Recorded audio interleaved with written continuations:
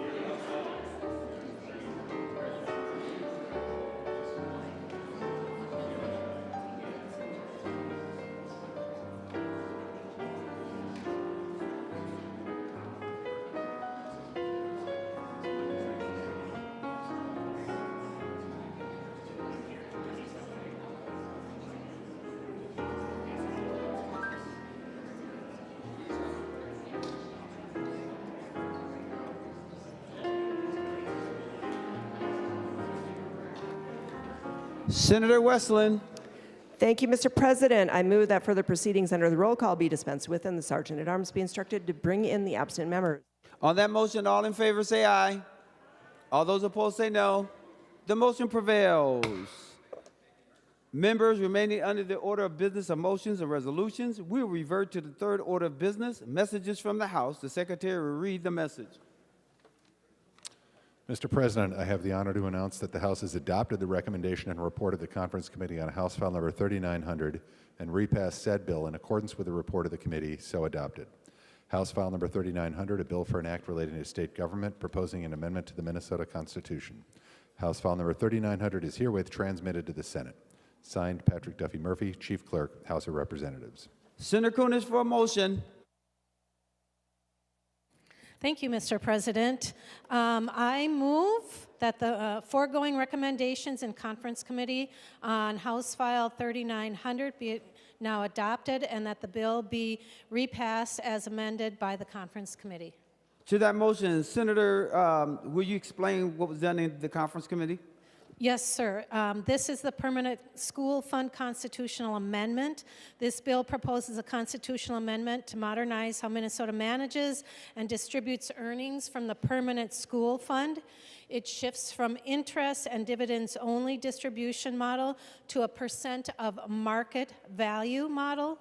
The statutory changes align distribution calculations with the constitutional update, and the amendment would go to the voters in November 2026, and if adopted, take effect July 1st, 2027.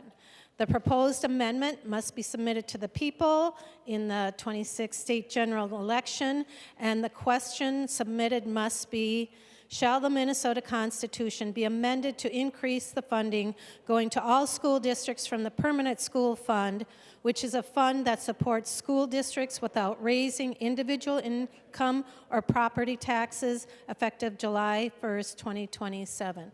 Members, this is an opportunity for us to increase funding that is unencumbered, that goes into the general fund, that schools can have local control on how to use, and I ask you all to vote green. Senator Lucero. And Senator Lucero, we're on the motion to adopt. Thank you, Mr. President. I move that the recommendations and Conference Committee report on House File 3900 be rejected and that the bill be re-referred to the Conference Committee as formally constituted for further consideration.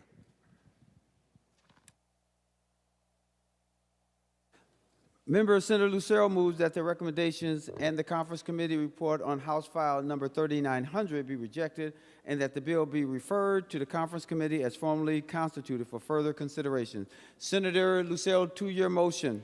Thank you, Mr. President. I ask for a roll call on that. Roll call requested, roll call granted. Senator Lucero. Thank you, Mr. President.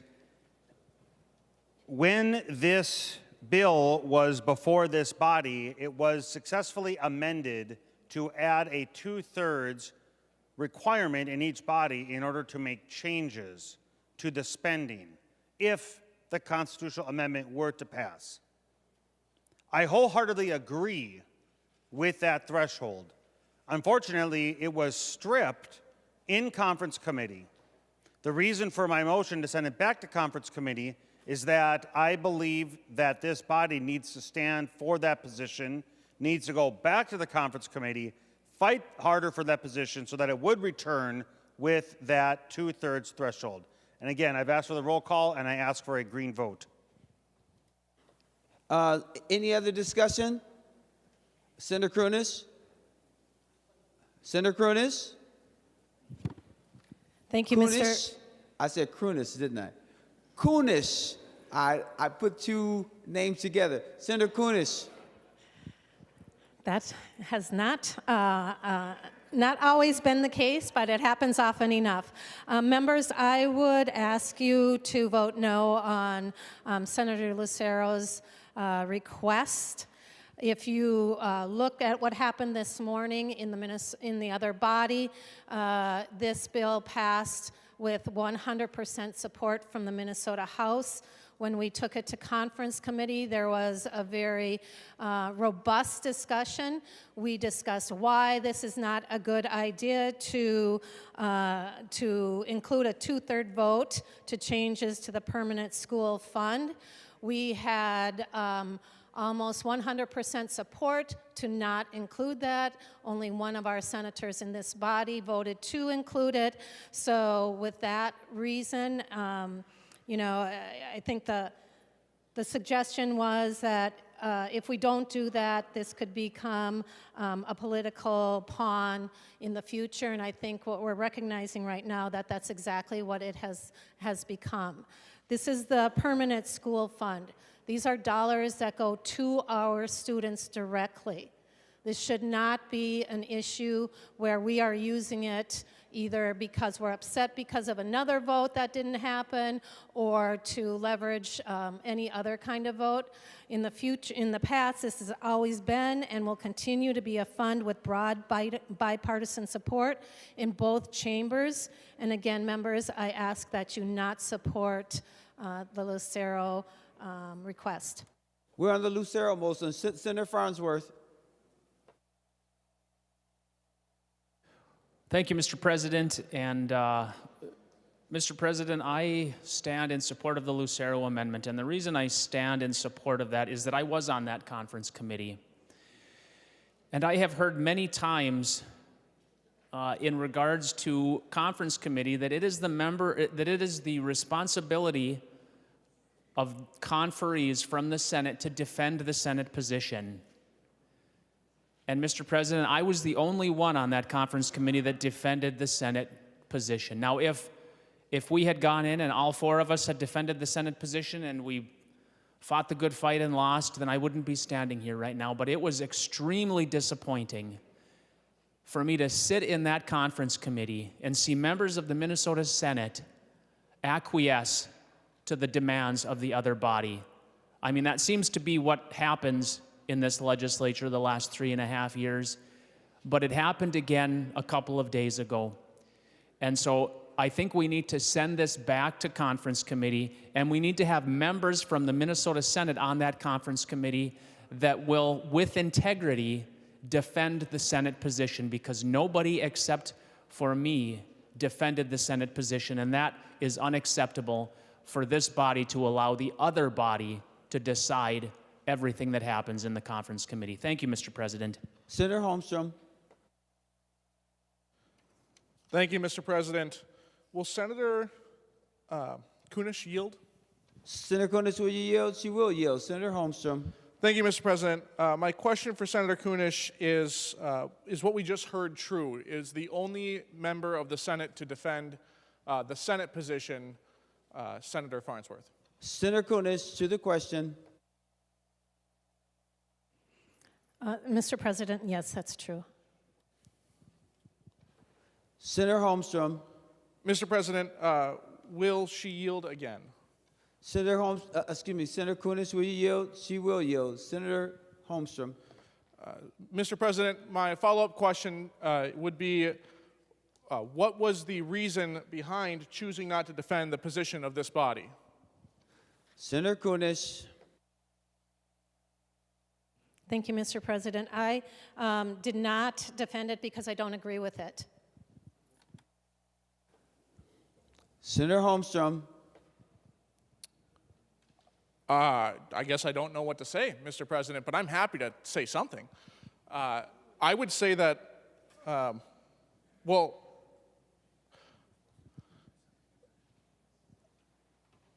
you know, part of being an elected official and part of serving in this body is a level of integrity for what this body's choices are. And when we choose to put someone on conference committee, we shouldn't choose somebody who's going to argue against the decision that this body made because of their own personal political bend or their own decisions. You should be working in that position, in that opportunity to defend us. And if you don't want to do that, I would hope you'd just be honest about that up front. I think the people of Minnesota elected us to make these decisions, and this body chose to put guardrails on this program. And the reason we put guardrails on this program is because it's billions of dollars, with a B, billions. And we all watched what happens when Minnesota government doesn't protect its billions of dollars. It goes away, it disappears, poof, thin air, and we can never get it back. And we got together, and a majority of this body voted to defend and put guardrails on that money. And we sent representatives who chose to put themselves above this body. That's unconscionable. And the result should be that we kick it back to committee, reappoint competent members who want to defend this body's positions, who believe that what we passed should be law. Mr. President, I'm wondering if Senator Farnsworth might yield for a question. Senator Farnsworth, will you yield? He will yield. Senator Holmstrom. Thank you, Mr. President. My question for Senator Farnsworth is, I think he has, to my understanding, he's an author on this bill, and he chose to be that because of the sacredness of where this money came from. And I'm wondering if you might be able to speak to how this money came to be in the first place. Senator Farnsworth, we're on the motion to reject. You have a question to the question only, please. Thank you, Mr. President and Senator Holmstrom. The money in that fund, it goes back to the beginning of the state. When we became a state, we received a bunch of land from the federal government, and I think 1/36 of each section of that land went into the permanent school trust, and that was supposed to be used for the betterment of schools. The reality is that most of the land has been sold over the years, specifically land in southern Minnesota. The land that is producing is, for the most part, in my Senate district. The last number I heard is that 88% of the money that went into the fund came from northern Minnesota, specifically from the Mintac mine. So most of the funds in the Permanent School Trust Fund are mining-related funds. Senator Holmstrom, the floor is yours. Thank you, Mr. President. I'm wondering if Senator Hemmingson Yeager might yield for a question. Senator Hemmingson Yeager is not on the floor, and I think we had a little talk about this before. So, Senator Holmstrom. Oh, my apologies, Mr. President. I was trying to address my question to the President, so I wasn't taking a tally of who might or might not actually be at their job at their desk, but I understand. Wondering if, well, first off, Mr. President, is Senator Cwodzinski in the chamber? He is in the chamber. Senator Cwodzinski, will you yield? He will yield. Senator Holmstrom. Senator, thank you, Mr. President. I'm wondering if he might be able to answer the same question I asked to Senator Kunesh about, well, first, were you on this conference committee, and if so, did you defend the position of the Senate? Senator Cwodzinski. Thank you, Mr. President. I didn't hear the question. I was in the retiring room. But yes, I was on the conference committee. Senator Holmstrom. Thank you, Mr. President. So I'll be happy to ask the question with more detail. So Senator Farnsworth came and testified, I suppose you could say, to the fact that he was the only member who defended the position of the Senate in the conference committee. I'm wondering if that is the case, Senator Cwodzinski. Did you also choose not to defend the position of the Senate? Senator Cwodzinski, to the question. Yeah, thank you, Mr. President. I stand alongside Senator Kunesh's position and her answer, and I'm 100% in agreement. Ditto, everything she said was 100%. Senator Holmstrom. Thank you, Mr. President. Would Senator Cwodzinski yield for another question? Senator Cwodzinski, will you yield? Yes. He will yield. Senator Holmstrom. Thank you, Mr. President. And so you chose not to, and I totally understand that. I spoke to that a little bit, but I'm wondering what your personal reasons were for not choosing to uphold the position of the Senate. Senator Cwodzinski, and if you'd be so kind as to hold the mic closer to your mouth. Thanks. Thank you, Mr. President. I think the bill, in my opinion, would have failed if that was the case, but I'm not 100% sure, but I'm trying to answer your question, and it was seems like it was 20 years ago, and I know it was just 2 days ago, but in Senate time, it seems like it was a decade ago. Senator Holmstrom. Thank you, Mr. President. One follow-up for Senator Cwodzinski, if he is willing to yield. Senator Cwodzinski, will you yield again? He will yield. Senator Holmstrom. Thank you, Mr. President. I understand that it might have failed. Wondering what led to that to be the belief. My understanding, and again, I'm Senator New Guy, so and I've not been in a conference committee, but it's my understanding that that's where we're supposed to have these discussions, is during the conference committee, and failure to do so. I'm just wondering what led him to believe that just simply voicing the position of the Senate would be enough to make it fail. Senator Cwodzinski, to the question. Thank you, Mr. President. The House gave very convincing arguments that morning, afternoon, evening, whenever it was. Thank you. Senator Holmstrom. Thank you, Mr. President. I'm wondering if Senator Farnsworth might be willing to yield. Senator Farnsworth, will you yield again? Senator Farnsworth will yield again. Senator Holmstrom. Thank you, Mr. President. Senator Farnsworth, did you find these arguments to be convincing? And I guess before that, what were the arguments presented by the House members that made us so afraid that we couldn't even speak of this? Senator Farnsworth, to the question. Thank you, Mr. President. I didn't find the arguments to be terribly convincing. One of the arguments was that it might be too difficult to change the disbursement amount from 4.5. For example, if it needed to be lowered because the fund was draining by too much, they felt like there was too much of a risk that you wouldn't be able to lower it because it would be used politically. That seemed to be the main argument. Sort of some of the side arguments were, well, this isn't really done in other states. But I will point out that other states have made mistakes. They've raised the amount too much. And so a guardrail like the 2/3 majority would, again, prevent a state from raising the amount too much.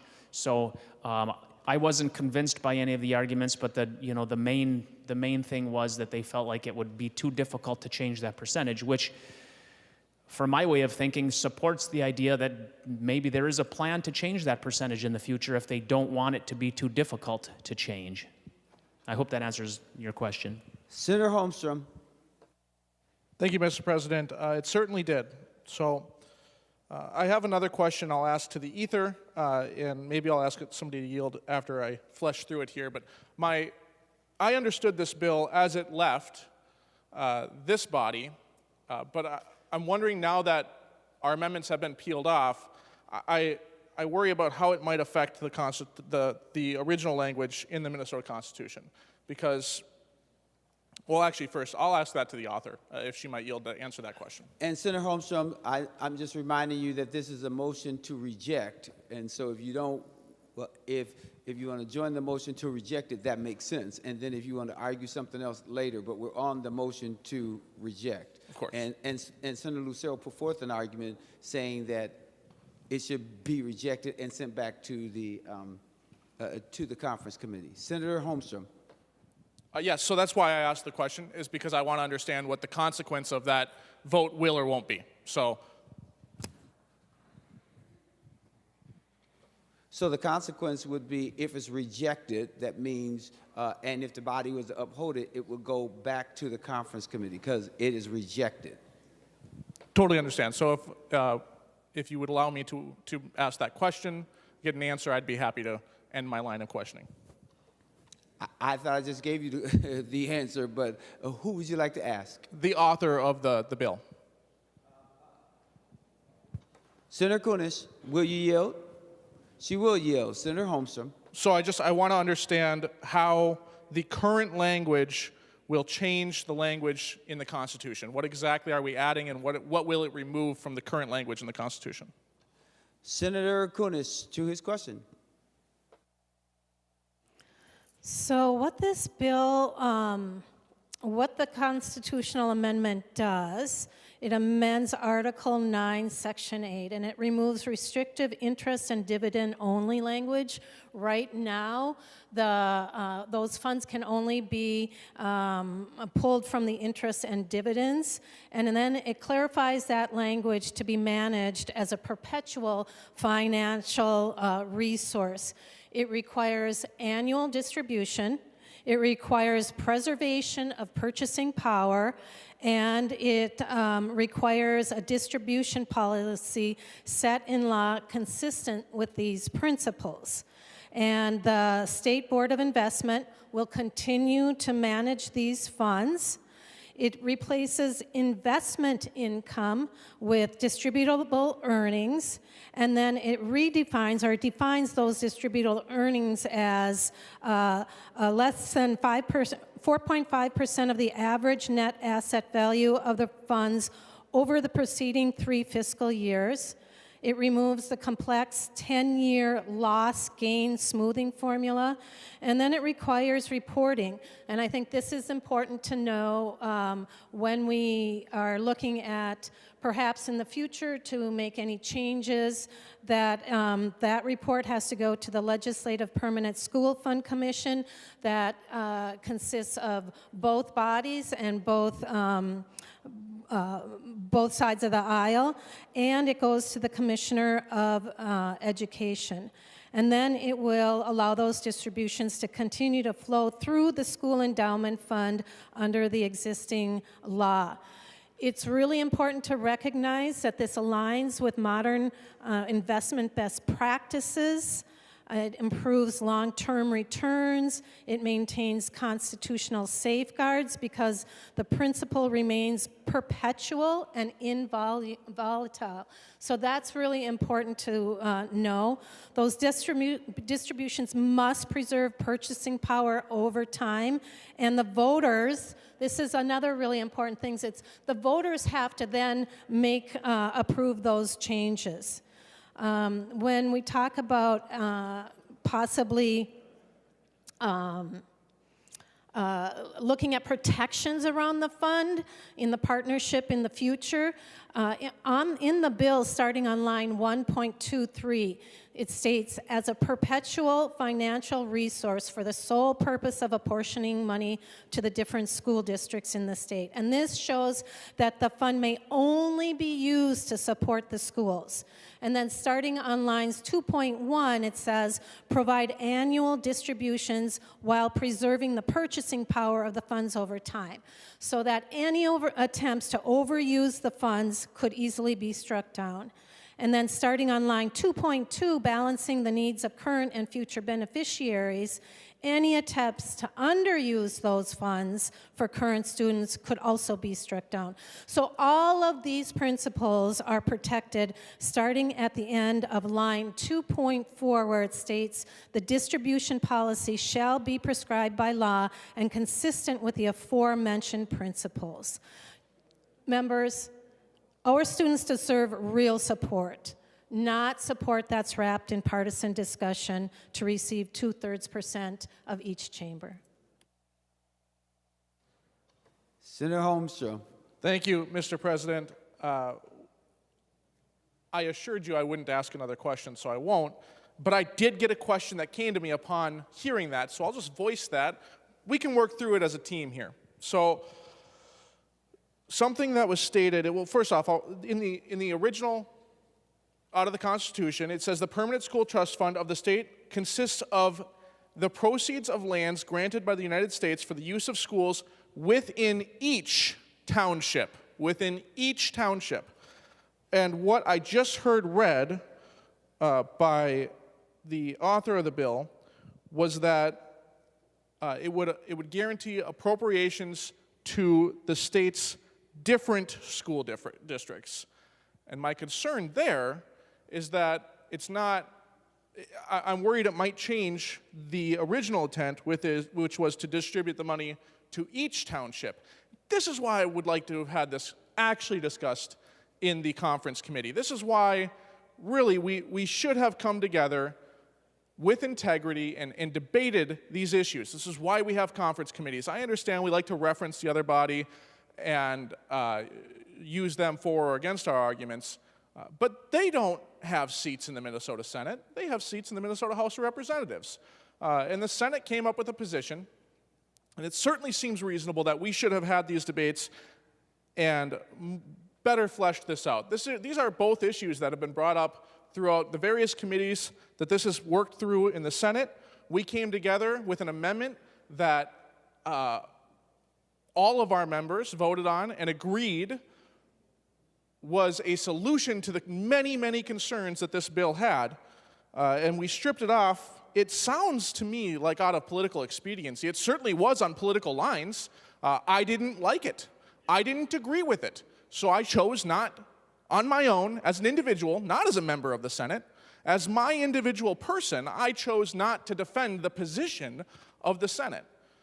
So that seems, I'm going to be honest with you, the integrity of this body demands that we kick this back down. The integrity of this body demands that we hold firm and have these discussions. We are not persuaded away from these discussions in backroom deals before we get to the body or before we get to the conference committee. And I'm really disappointed with how this has happened. And I'm losing faith in the integrity of this institution in my first year as a result of things just like this. And I think that Minnesotans have been losing faith for a long time. And these types of moments really warrant that reaction. Thank you, Mr. President.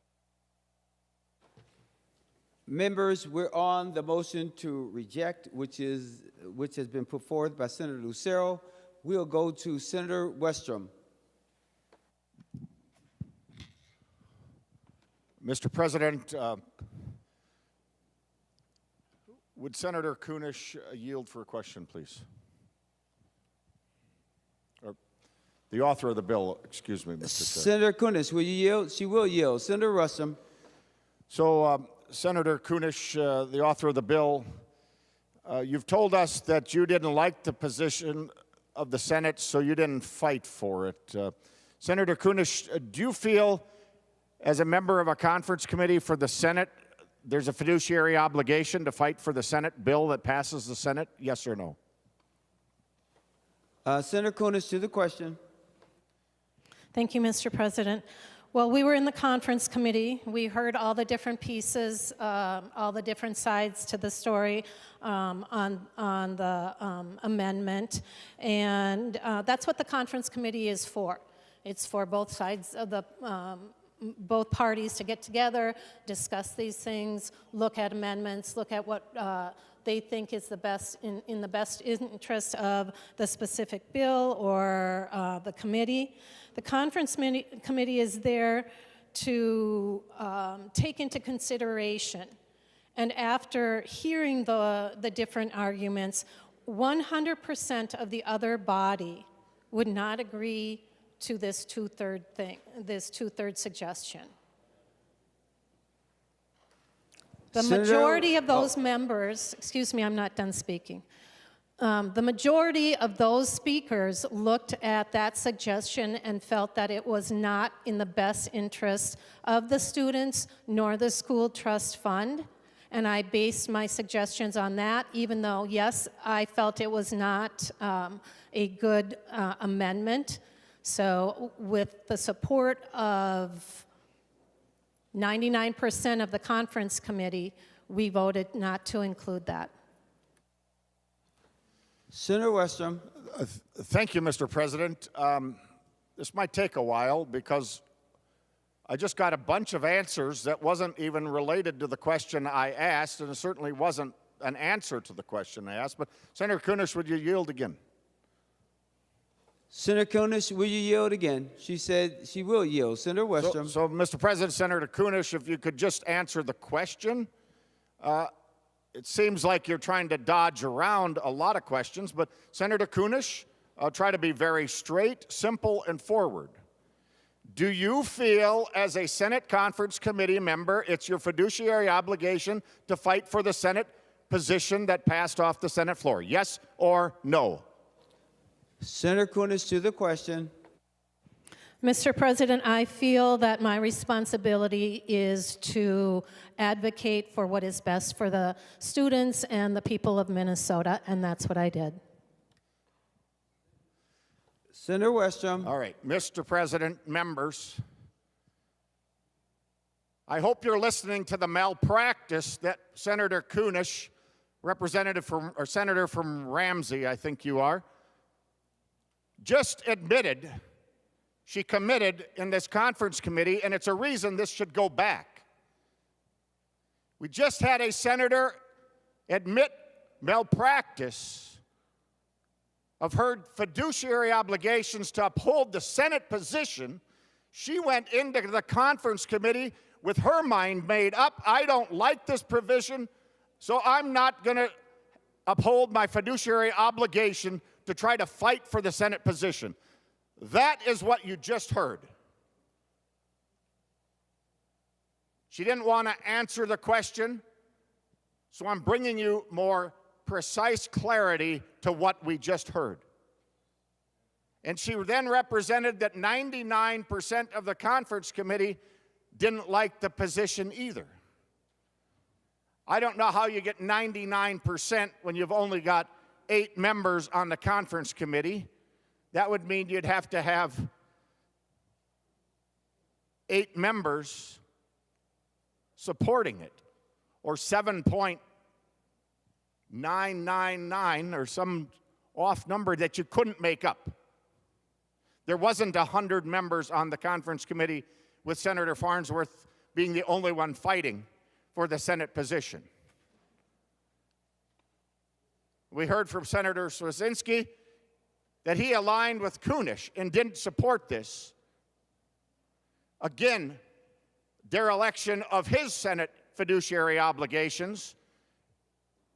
And another reason why this should go back, we had a majority vote on the Senate to craft the bill that we send the conference committee members to go to battle against the other body and advocate for the Senate position.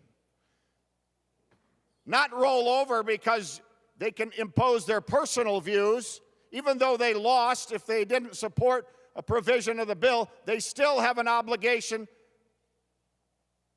fiduciary obligation, to advocate for the Senate position.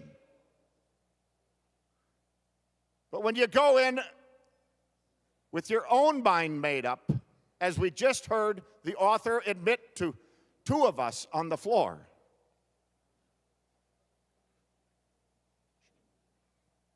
this conference report needs to be sent back. The Senate position needs to be fought for. We didn't pass it off the Senate floor because a minority of members on the Senate thought it was a bad idea. A minority of members thought it was a bad idea, with Senator Kunesh being the one of them that admitted she didn't like the idea, so therefore she decided herself, I don't have to follow the Senate fiduciary obligation to advocate for the Senate position and for education and what the Senate passed. This is appalling. This is arrogance that we are seeing from the Democrat author here and the party that is pushing this, that thinks, I don't like it, so I don't have to do it, as we just heard. Unbelievable. This should go back with flying colors and get people on this committee that will advocate for the position the Senate took for good reason, and not send people that are going to sell us out because of their own personal bias or views, as we just heard admitted on the floor by multiple Democrat members. I'm ashamed of this institution, but I appreciate their honesty. Mr. President, point of order. For what purpose do you rise? Raising a point of order, referring to Masons, Section 121 and Section 124, all clauses. The motives of another member are being challenged, and she is being harassed for no good purpose. Members, I'm just going to remind you to reflect on what Senator Rest has just said, and reflect on the language, because even though we're passionate, let's be careful how we are addressing each other. Mr. President, point of parliamentary inquiry. Senator Liskey.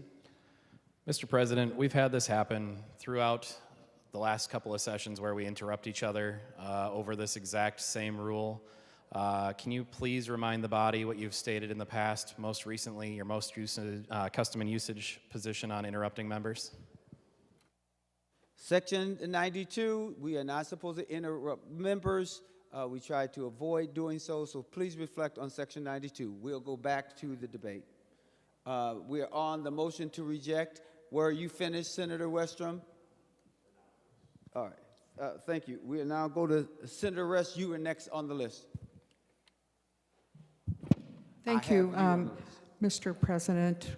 Our rules do call for conference committees, just as committees that are trying to make decisions to meet in public. And that's very important to me, and I would ask Senator Kunesh to yield for a question. Senator Kunesh, will you yield? She will yield. Senator Rest. Thank you, Mr. President. My question for Senator Kunesh was, did the conference committee on this bill, House File 3900, meet in public, and was any member of the Senate prevented from attending the public conversations on this bill during those conference committee meetings? Could I have been there if I chose to? Could Senator Curran, could Senator Murphy, could Senator Holstrom or Westrom, could they have attended these conference committees and raised, through some means, objections to the conversations that were going on? Senator Kunesh. Thank you, Mr. President. Yes, we did have a public hearing, and yes, any of the other members that wanted to discuss this, bring ideas forward, argue their point of view, certainly could have joined us. That did not happen. And I think it's really important that we remember that this permanent school fund is a very unique fund.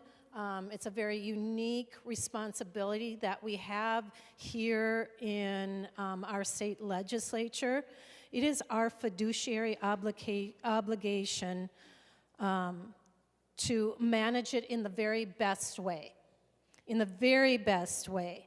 And we might look at what the Senate position might be, what the House position might be, but what's really important is to know that we have trust obligations, and we cannot divide those loyalties. We have to take those loyalties out of the equation, and because our single loyalty is to the beneficiaries of Minnesota. Those are our students. Those are our students today. Those are our students in 10 years. Those are our students for the next 7 generations and more. And so while we might say this is a Senate or a House position, in this very unique topic that we are discussing, as a senator, as a state legislator, I had to take into consideration what was the best for our beneficiaries, and that's exactly what I did.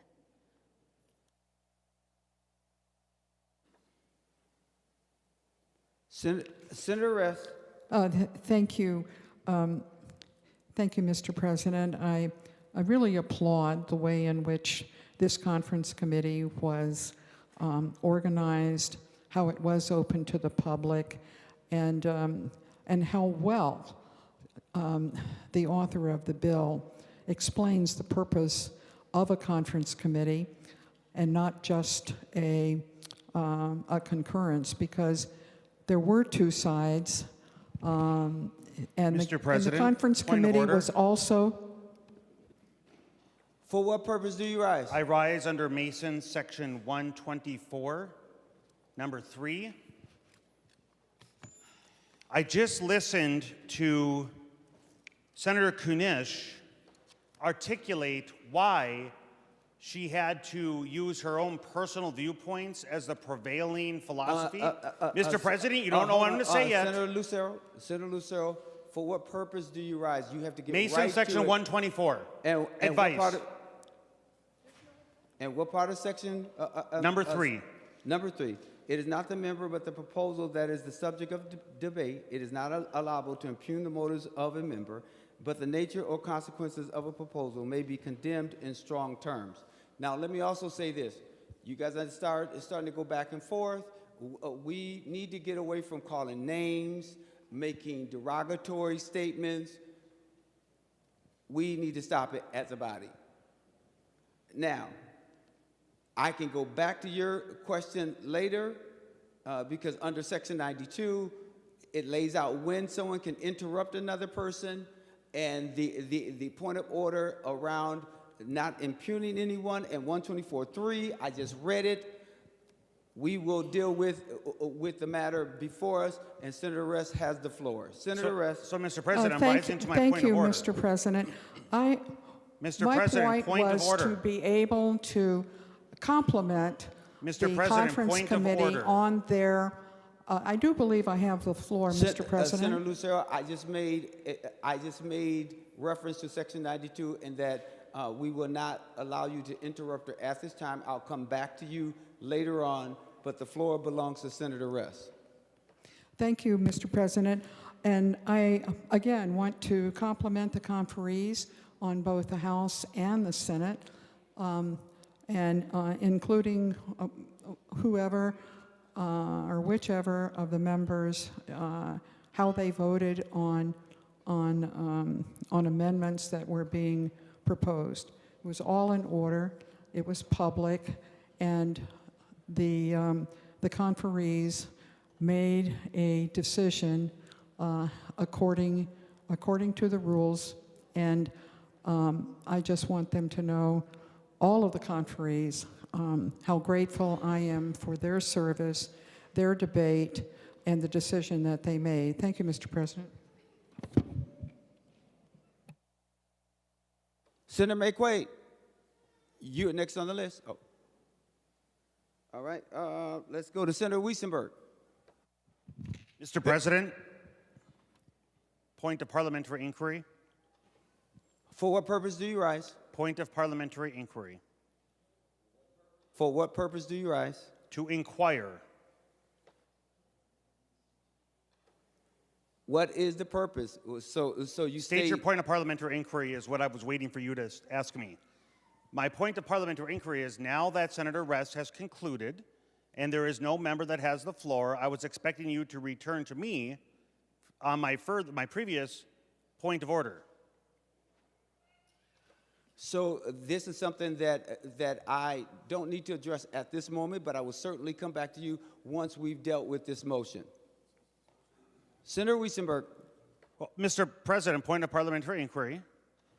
Senator Lucero, I've answered the question. It is not clear to me. Okay, what is not clear to you? At what point do I get to raise my point of order under Mason's 124 that is not me rising to speak to the bill or the motion? When do I get to do that? So you'll get to do that after we deal with the motion to reject. We are now on the motion to reject, and there's no immediacy based on Section 92. So we will now go to Senator But, Mr. President, point of parliamentary inquiry. Senator Weissenberg. Mr. President, no. Senator Weissenberg. No, Mr. President. Senator Weissenberg. You do not get to refuse to recognize under Rule number 92. Senator Weissenberg. Mr. President. You have the floor if you now want to speak. If you're not going to speak, then I'm going to strike you from the list, and then I'm going to go forward. Point of parliamentary inquiry. Senator Weissenberg. Point of parliamentary inquiry. For what purpose do you rise? Section 92. State your purpose. Section 92, Section 4, when a member is speaking and another member interrupts to request recognition, it is the right of the presiding officer to permit the one rising to state the reason for desiring the floor. If the motion that the member desires to raise is entitled to precedence, the member originally speaking should relinquish the floor until the motion having precedence is disposed of. but that member is entitled to resume the floor as soon as the privileged question has been decided. Senator Holmstrom, you missed something, and you should probably go back and do it under 92, Section 1. A member who is speaking may be interrupted only when some motion requires immediate consideration. I determined that it didn't require an immediate decision. So we would certainly come back to Senator Lucero at the appointed time, and I indicated we would come back to Senator Lucero after the motion to reject. Then the floor, he can, and then I will address his motion. Thank you. Senator Johnson. Thank you, Mr. President. I would request just a 5-minute recess. Do I not have the floor, Mr. President? Your leader stood, and I thought he had a point of order, but you do have the floor now that you're willing to take it now. Senator Wiesenberg. Thank you, Mr. President. I rise to support Senator Lucero's motion. I think I am very grateful that we had a 34-33 vote to send this out and to put safeguards on spending for education.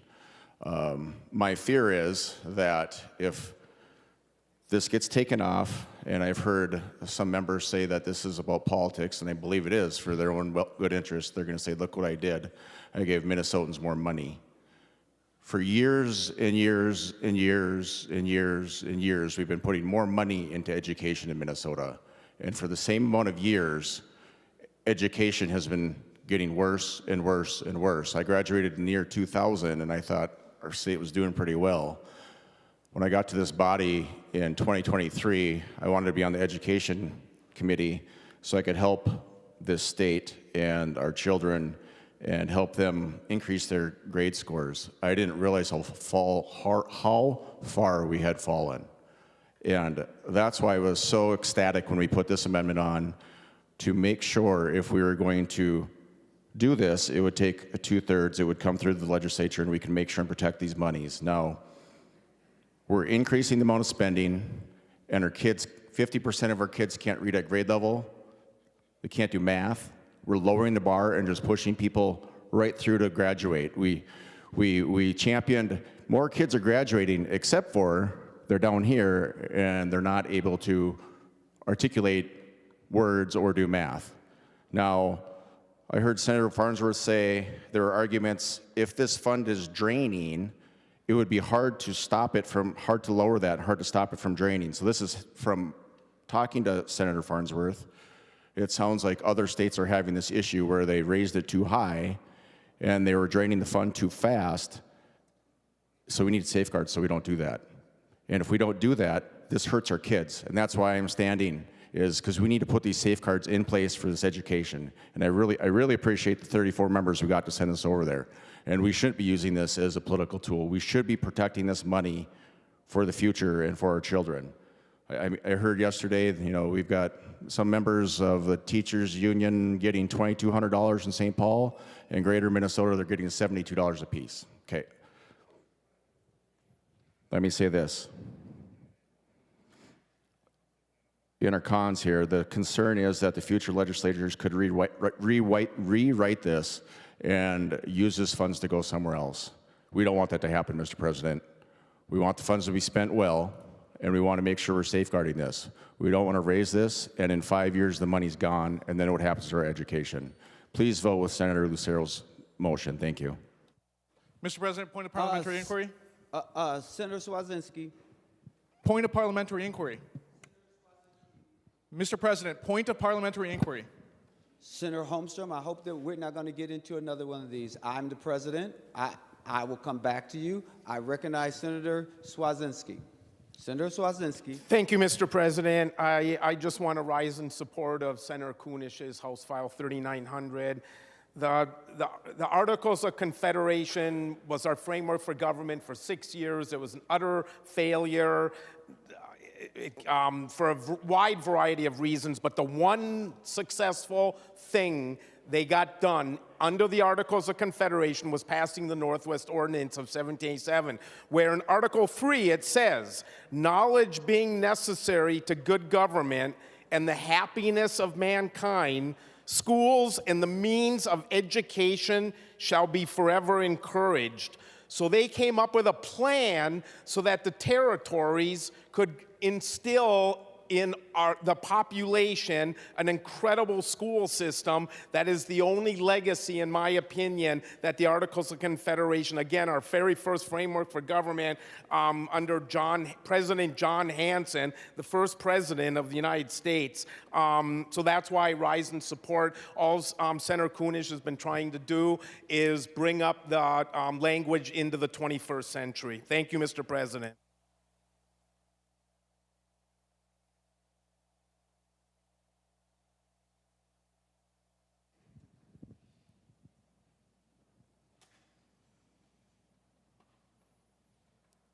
Mr. President.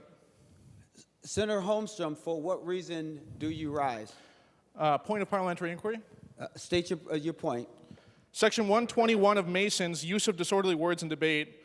It states that no member may indulge in personalities and impugn motives of members.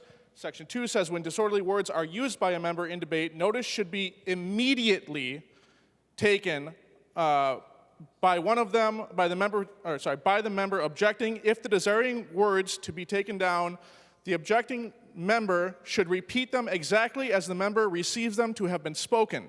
If the opinion that the words are disorderly, the presiding officer should direct the chief legislature to take them down. So this was an immediate requirement.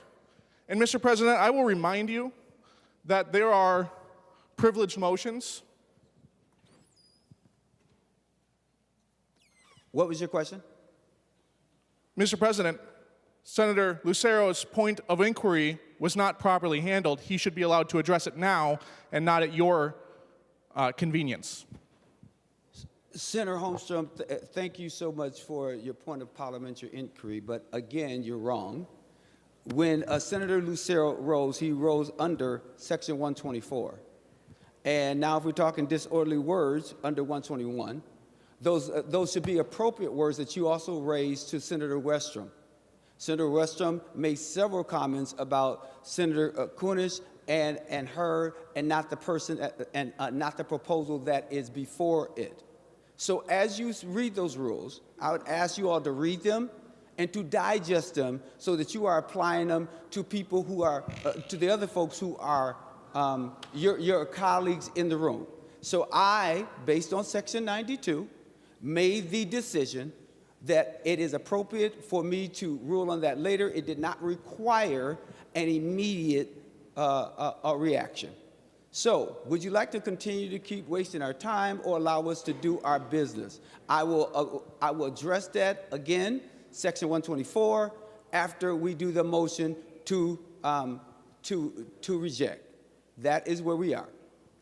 Mr. President? And what I'd also like is for you all to police each other, because I'm going to challenge by when it's a Republican on one side of the aisle says something, and I try to get you all to stay from Republican and Democrats. When it's on one side of the aisle, we want to police it and say it's wrong.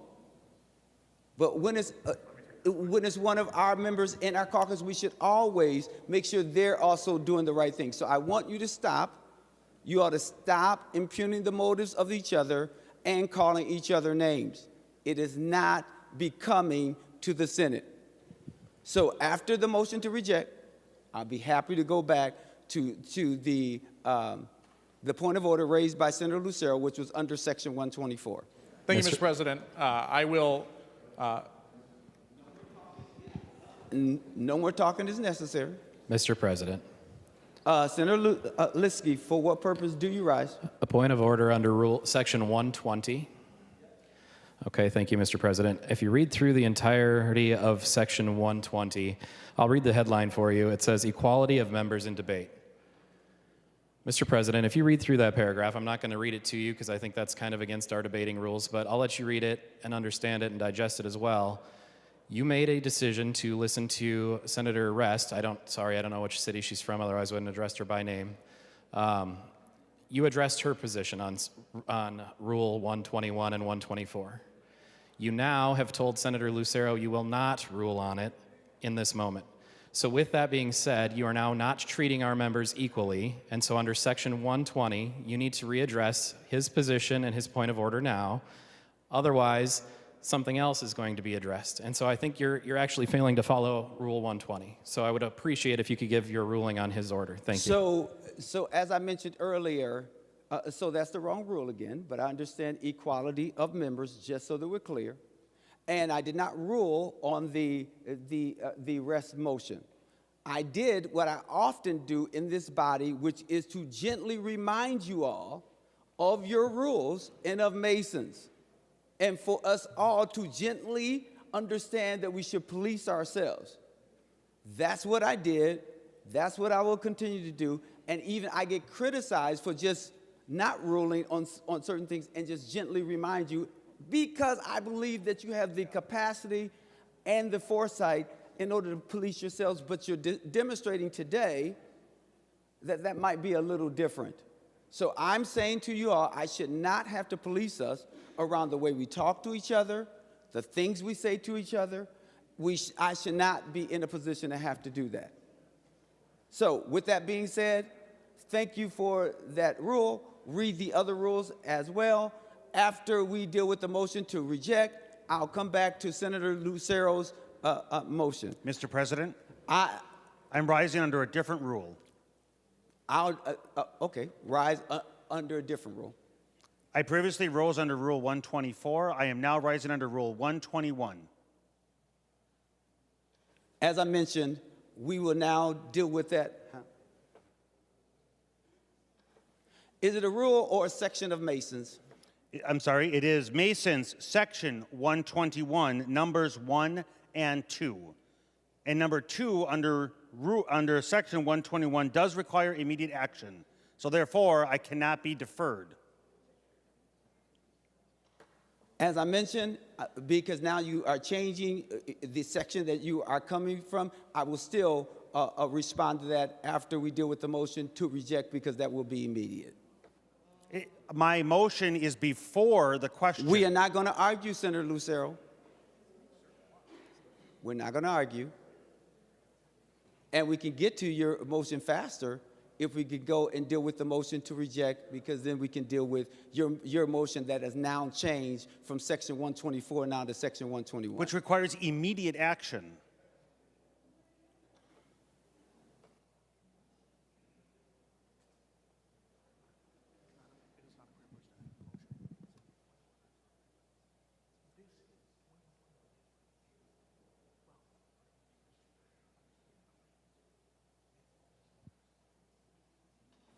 Senator Lucero, you initially came under Section 124 of Masons that did not require an immediate response.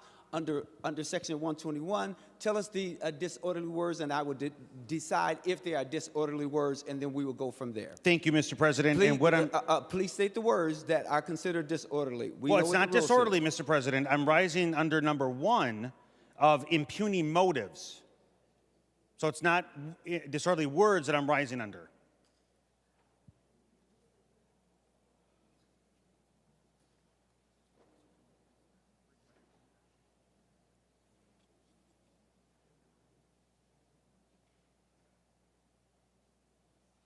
So, Senator Lucero, you are rising as a point of order under Section 121 under 1, is that correct? Under number 1, yes. Okay, so please look in that paragraph and show me where there's the word immediate, because there's no word that is considered immediate in Section 1. But Section 1 are numbers 1 and 2. No, Section, Okay, I will rise under number 2, what has the word immediate then, for the disorderly words. Okay, so the disorderly words, Mr. President, what you're asking for, yes, the disorderly words that Senator Kunesh used is, she said the words, the loyalties to beneficiaries in referencing to herself as the justification for not upholding the Senate position, therefore having a disorderly word conduct against the members who voted in the majority for the position that passed off the Senate floor. I am ruling under under Section 121, when disorderly words are used by a member in debate, notice shall immediately be taken of them by the member objecting, and if desiring the words to be taken down. I'm ruling that the phrase or the words you just read are not disorderly. That is my decision. All right, members. Mr. President, I appeal the ruling of the chair, or the president.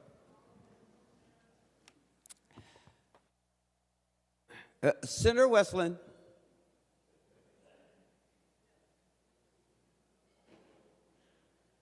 Roll call. Roll call requested, roll call granted. A green vote upholds the ruling of the president. A red vote goes against the ruling of the president. Mr. President, is this a debatable motion? Yes, you can debate the ruling of the president. Mr. President? Senator Lucero. Thank you, Mr. President. Members, I encourage you to overrule the ruling of the president, and this is the reason why. Listening to the debate and in the questioning between Senator Holmstrom and Senator Kunesh, Senator Kunesh admitted, and I wrote it down here, she did not uphold the position of the Senate because she didn't agree and didn't want to. In a subsequent line of questioning, she said that the reason she didn't uphold it, moreover, or expanded on it, was her loyalties to the beneficiaries outweighed the Senate position, and therefore is the reason why she felt she didn't need to defend.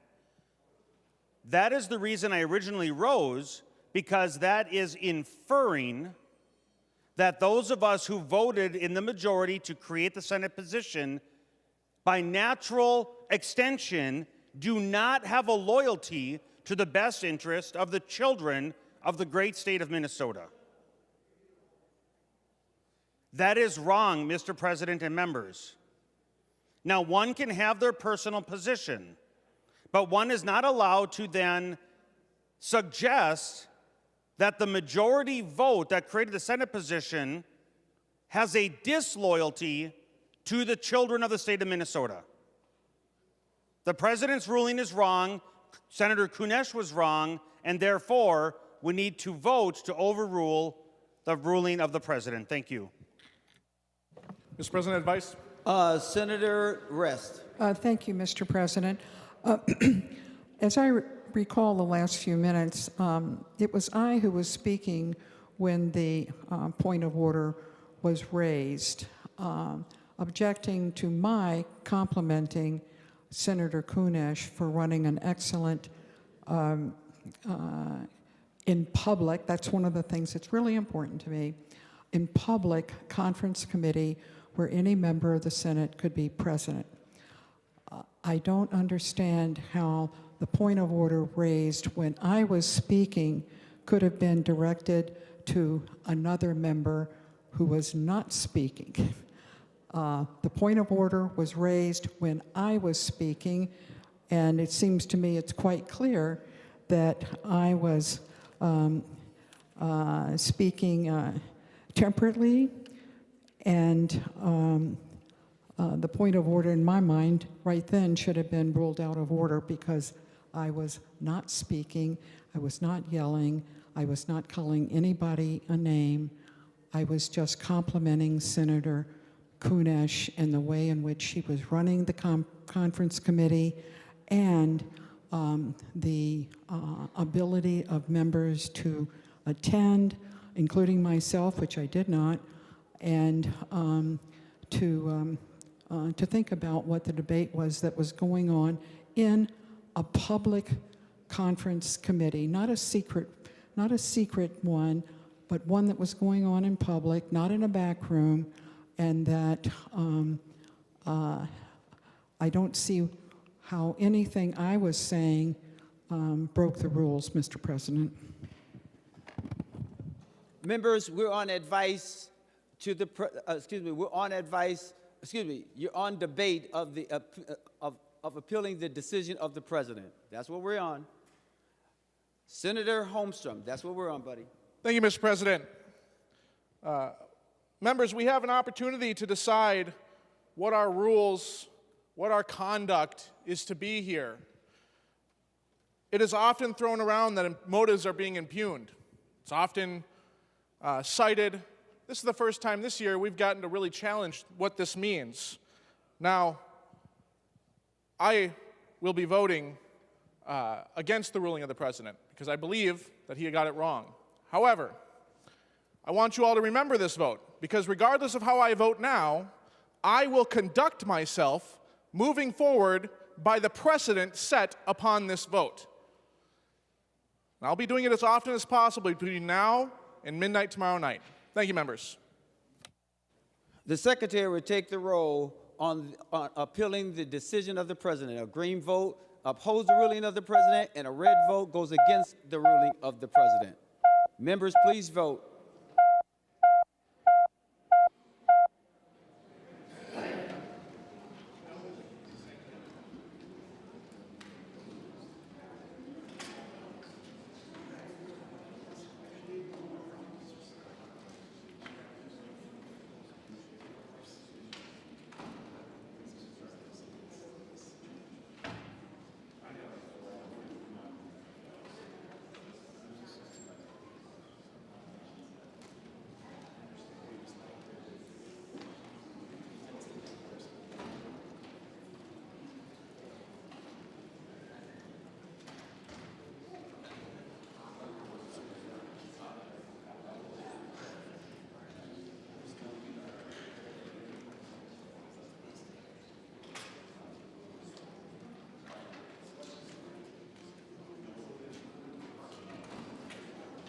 Senator Westland, for those voting pursuant to Rule 40.7. Thank you, Mr. President.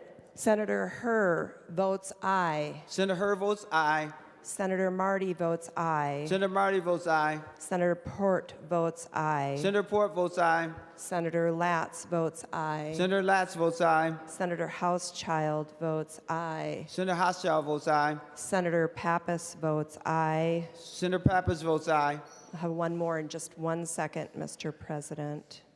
And Senator Carlson votes aye. Senator Carlson votes aye.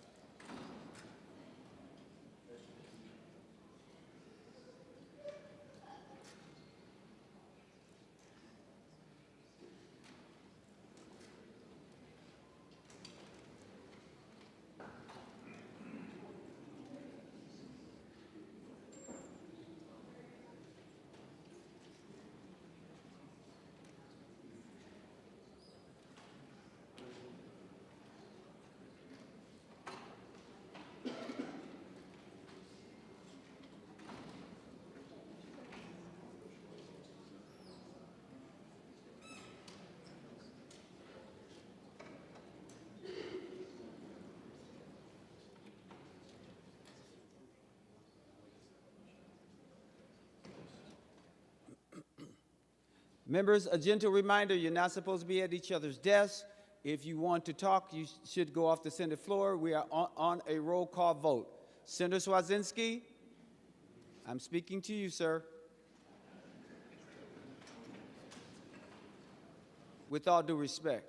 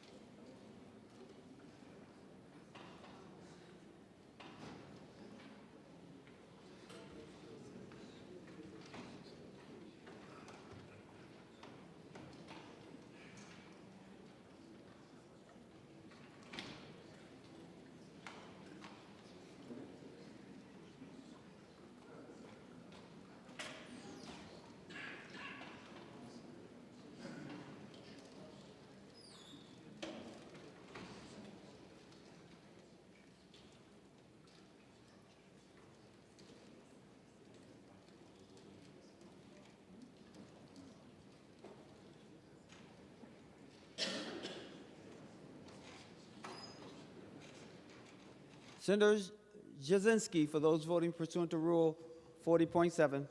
Thank you, Mr. President. Senator Rasmussen votes aye. Senator Rasmussen votes aye. Senator Lang votes aye. Senator Lang votes aye. Thank you, Mr. President.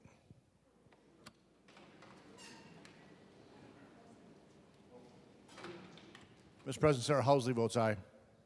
Senator Housley votes aye. All members having voted who desires to vote, the secretary will close the roll. There being 44 ayes and 20 noes, the decision of the president is upheld. Members, before we're on the motion to reject, but I want to say something with all due respect.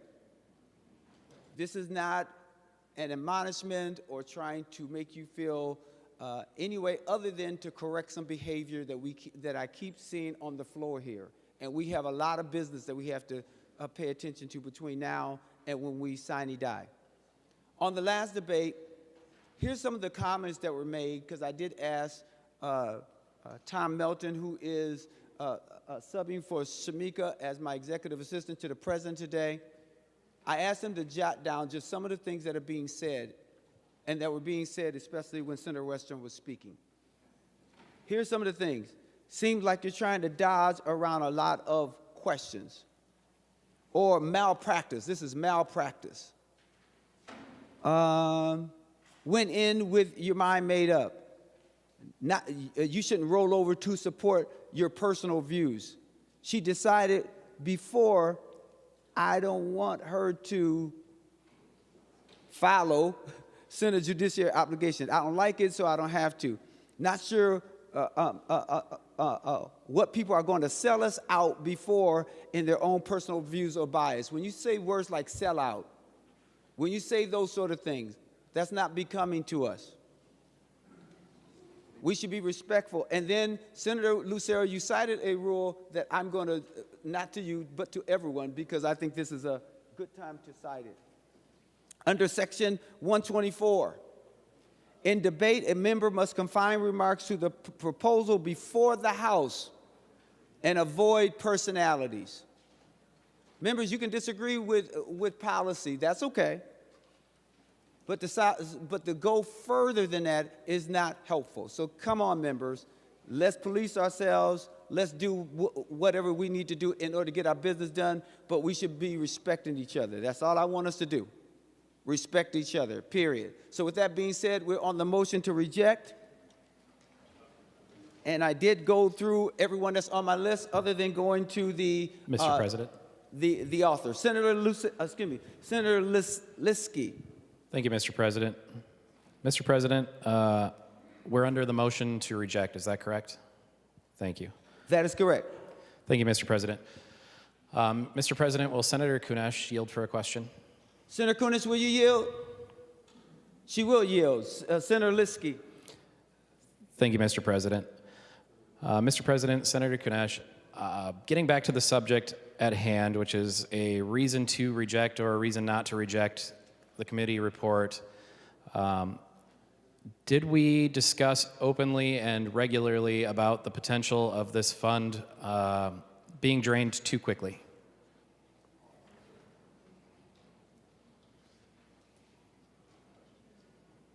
Senator Kunesh, did you hear the question? Thank you. Senator Kunesh.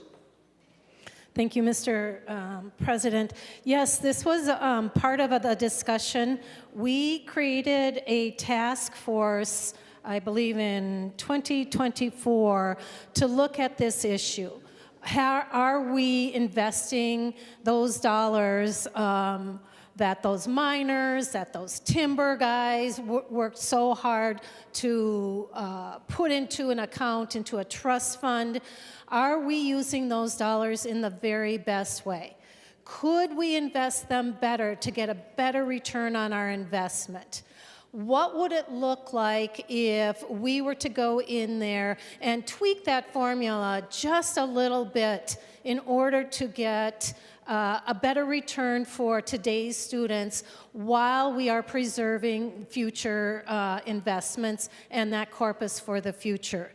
So we looked at, they looked at all of the angles, and these were experts. These were people that were, you know, tens of years of bank experience in trust. This was the state business of investments. These were people that looked and had the very best interests of our students at hand. And when it came down to putting together a recommendation, they absolutely looked at how we can best preserve this for the future. Because, you know, we all have a trust obligation to our students. And that's what makes this trust fund just a little bit different from being a legislator. It's a responsibility that is above and beyond what we are doing because we are responsible to our students. We are responsible to use those dollars in the best way while we continue to preserve those funds. And as I mentioned earlier, there are still safeguards in place to ensure that we aren't going to be able to drain those funds. And in fact, there was a suggestion at one point that we bump that 4.5% up to 5%. And then there was, you know, a few concerns raised, and we went back and we looked at that. And we said, is that in the best interest right now for our students? Are we sure that that is not going to have a negative effect in the future? And then we went back to our original suggestion of 4.5. So yes, we looked very, very distinctly. And if anybody is interested, there is a report. You can go back and look at that report. And those recommendations come from all of those. I want you to, and maybe I'll just reiterate what I said before. If you look at line 1.3, as a perpetual financial resource for the sole purpose of apportioning money to the different school districts of the state. This shows that those funds can only be used to support the schools. 2.1, provide annual distribution while preserving the purchase power of the funds over time. So any attempt to overuse those funds can be struck down. And then on line 2.2, balancing the needs of current and future beneficiaries, any attempt to overuse the funds for current students can be struck down. Senator Liskey. Thank you, Mr. President. Mr. President, will Senator Kunesh yield for another question? Senator Kunesh, will you yield for another question? She said yes. Senator Liskey. Thank you, Mr. President. Thank you, Senator Kunesh. I'm trying to understand the bill a little bit better. It sounds like the group offered a very good, sound idea of 4.5%. Are we putting that in the constitutional amendment, or is that under the state statute portion of this bill? Senator Kunesh, to the question. That will now be in the statute. And the reason that we have it in statute is so that we can adjust those funds appropriately. Let's say that there is a downturn in the investments. We would be able to tweak it to make it a less amount so that it doesn't affect the corpus. Senator Liskey. Thank you, Mr. President.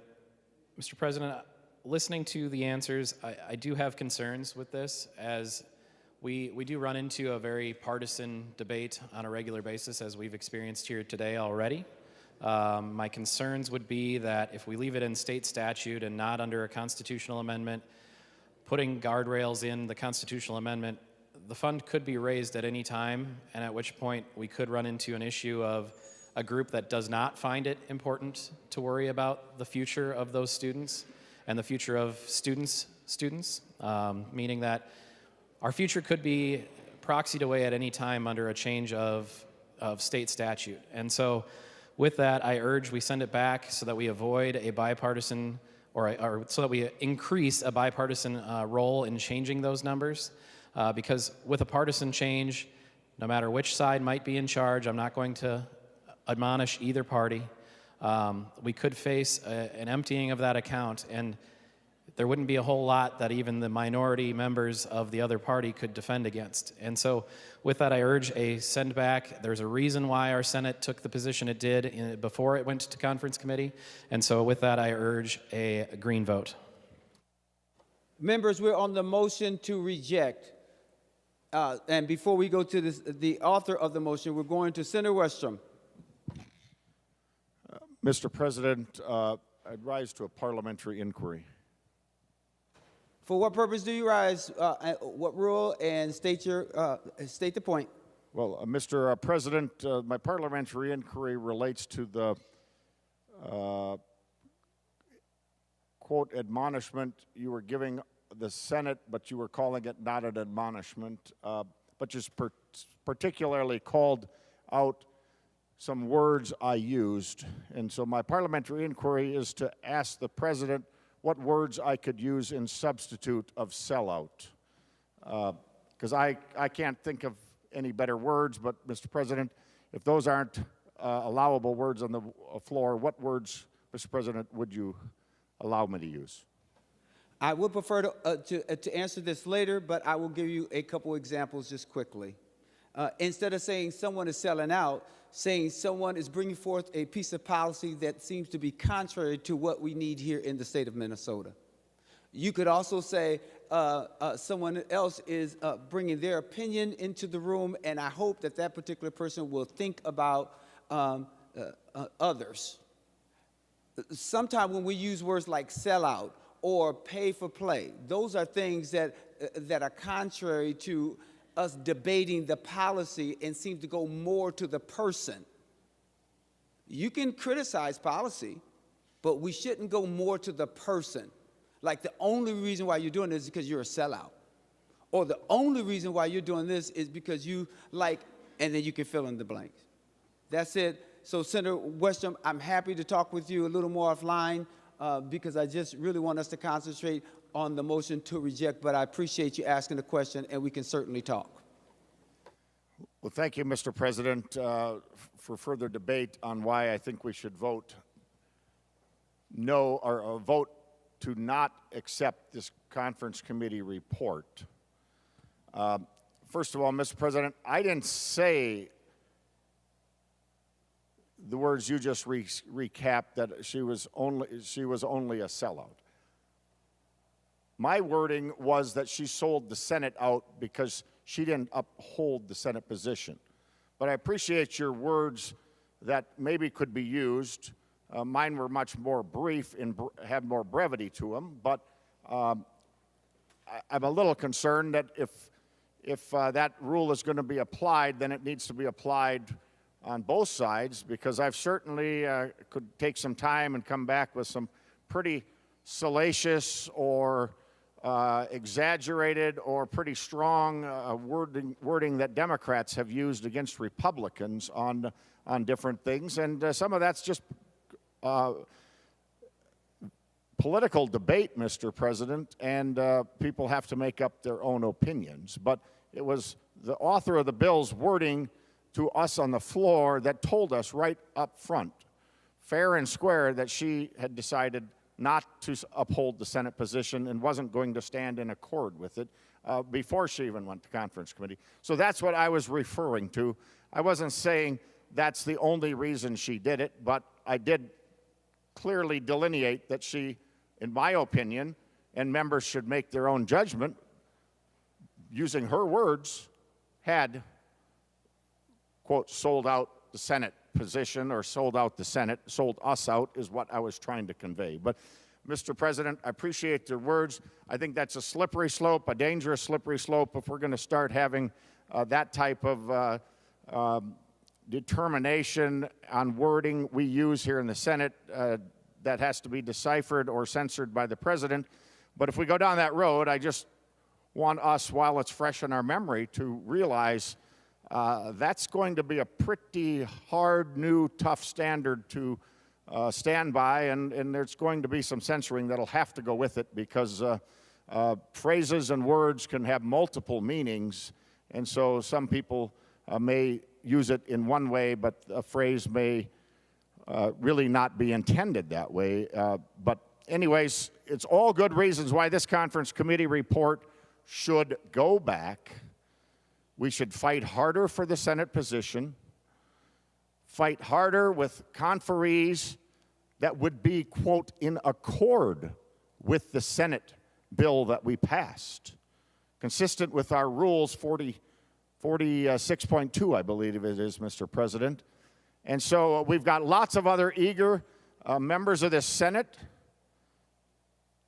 that have time and would be willing to uphold the Senate position, the majority position of the Senate, that we don't have to wonder if it was advocated for in conference committee, and after hours and hours of the Senate advocating for their position, they finally had to come to a compromise. This was done before they walked in the room based on the author and the conferee testimony we've heard here on the floor. So we don't have to wonder if it was that way. We've heard 3 of the conference members affirm that that's what happened. And so, members, all solid reasons that we should exercise our independence as senators, as a Minnesota Senate that passed a majority language to say we should take this very seriously and make it very difficult for future bodies to manipulate or use this money and the percentage thereof with a knee-jerk reaction, because we want it to be solid for the future. Let's go back, get this provision fought for, back in, and fix this bill. I urge a green vote on the motion to not concur with this conference committee report based on all the discussion we've had here right in front of us. It should be an easy green vote. Members, we're on the motion to reject. Before I go to the author of the motion, I want to make sure everyone's had an opportunity to speak who wants to speak. Senator Lucero, you are the last to speak before we vote. Thank you, Mr. President, and I appreciate this conversation. It is the utmost urgency and priority in my position that we refuse to concur. And through the course of the conversation, I've heard several things, and one of the most recent that I heard from Senator Kunesh was if there was a downturn. So she was defending that the language prescribed by law and not having the 2/3 requirement is because if there was a downturn. So I'm wondering, Mr. President, if Senator Kunesh would yield for a question. Senator Kunesh, will you yield for a question? She will yield. Senator Lucero. Thank you, Mr. President, and thank you, Senator Kunesh. It's my understanding that right now, and I'm wondering if you can confirm the following. Right now, there's approximately $70 per student per year that is given as a result of the funds, and that is up from $40, approximately $40 5 years ago. Senator Kunesh, to the question.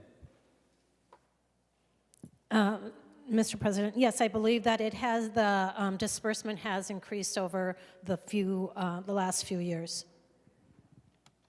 Senator Lucero. Thank you, Mr. President, and I'm wondering if Senator Kunesh would yield for another question. Senator Kunesh, will you yield for another question? She will yield for another question. Senator Lucero. Thank you, Mr. President, and thank you, Senator Kunesh. And 5 years ago, being approximately $40 per student and currently approximately $70 per student, is that, whether it was 5 years ago or today or under current law, current constitutional language or current law, is it, regardless of the dollar amount that is being divided up, is it the same dollar amount per student per year, regardless of school district? Senator Kunesh, to the question.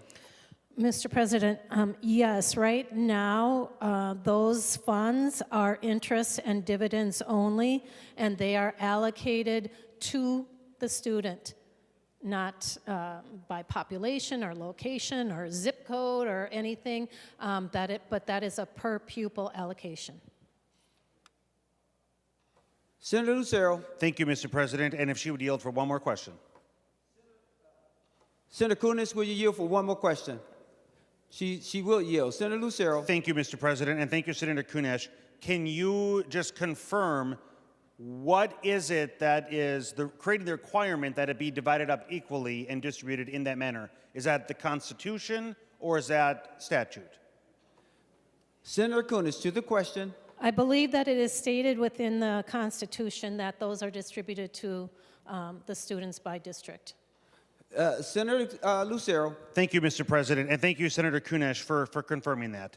And that is exactly my concern, and hence the energy by which I am fighting to have this returned to conference committee. Right now, the Constitution is requiring an equal distribution across the board per pupil.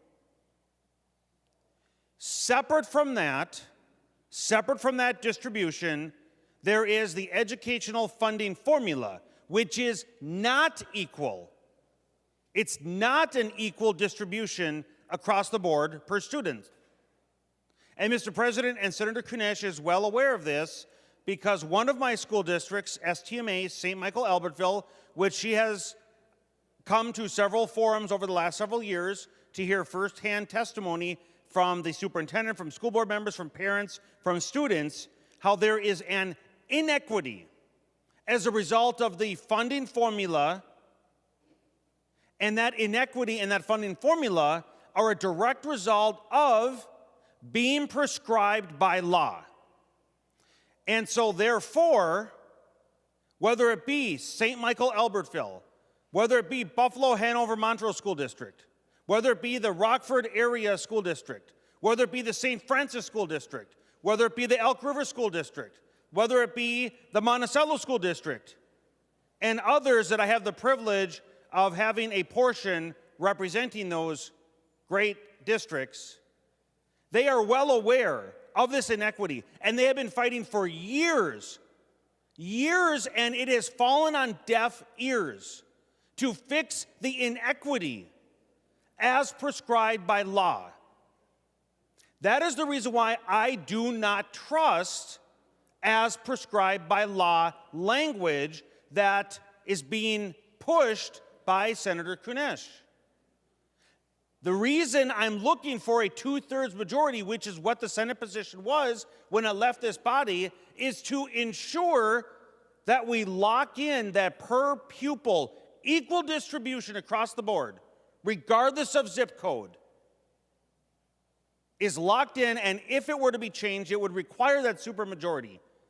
So as I've been listening to this conversation, one of the things that I heard, Mr. President, Senator Kunesh say, and I wrote it down here, the partisan discussion of the 2/3, as one of the reasons why she said she didn't support it. In fact, it is just the opposite. To advocate eliminating the 2/3 is the partisan position, because it allows for a simple majority to continue the as prescribed by law inequities in education across the state. Defending the 2/3 is actually the bipartisan position. One other thing that I will conclude with as the reason why, Mr. President, I'm advocating that members of this body vote in favor of my motion to refuse to concur to send it back to conference committee. I'm going to read from the rules book here. This is rule number 46, conference committees.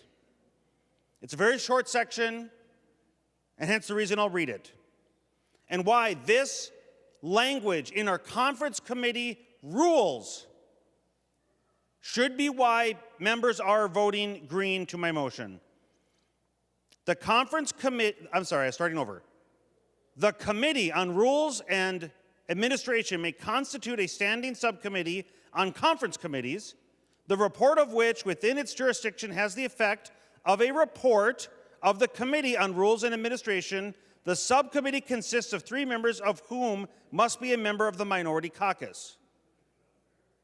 1 must be a member of the minority caucus, okay? So we have a distribution.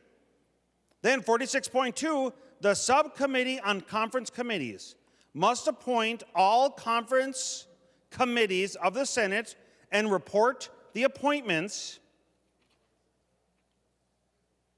to the Senate. In the appointment, and here's the key part, in the appointment of members of conference committees between the 2 houses, whenever practical, and I'll skip down to the end of the sentence, members who are in accord with the position of the Senate.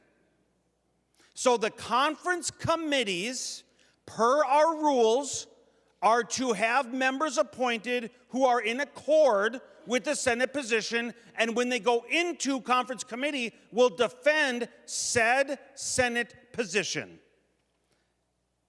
Therefore, when I hear Senator Kunesh say, I don't agree with the Senate position, or I didn't want to uphold the Senate position, that is a violation of our rules. That is the reason why this conference committee needs to go back to be debated and or defended with the other body. But moreover, I'm hoping members support this motion, and if we go back to conference committee, it should not include Senator Kunesh, because she has agreed that she doesn't uphold or want to defend the Senate position per the rules. So members, vote green for our students, vote green because we uphold and have loyalties to the beneficiaries of the great state of Minnesota, and vote green as the bipartisan approach to student education in Minnesota. Thank you.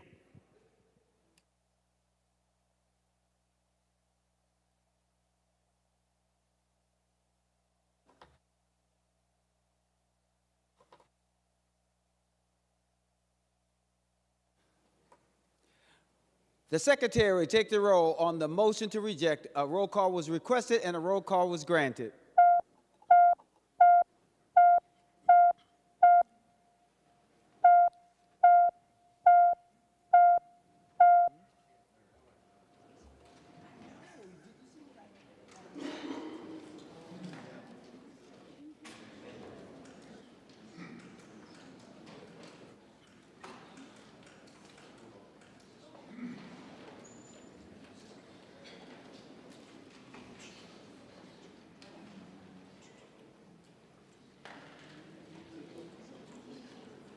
Members, please vote, and I'm going to Senator Westland for those who are voting pursuant to Rule 40.7.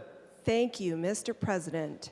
Senator Carlson votes no. Senator Carlson votes no. Senator Herr votes no. Senator Herr votes no. Senator Marty votes no. Senator Marty votes no. Senator Port votes no. Senator Port votes no. Senator Latz votes no. Senator Latz votes no. Senator Housechild votes no. Senator Housechild votes no. And Senator Pappas votes no. And Senator Pappas votes no.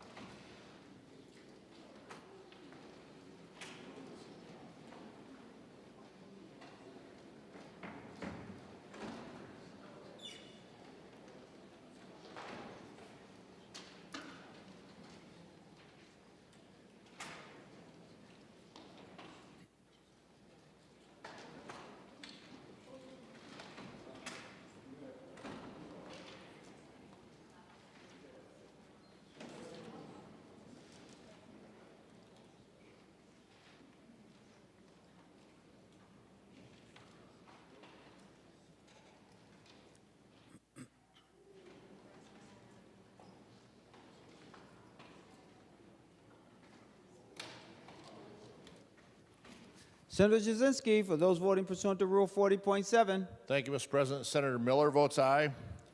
Senator Miller votes aye. Senator Lang votes aye. Senator Lang votes aye. Senator Pratt votes aye. Senator Pratt votes aye. Senator Housley votes aye. Senator Housley votes aye. And thank you, Mr. President. Senator Rasmussen votes aye. And Senator Rasmussen votes aye. All members having voted who desires to vote, the Secretary will close the roll. There being 33 ayes and 34 noes, the motion to reject does not prevail.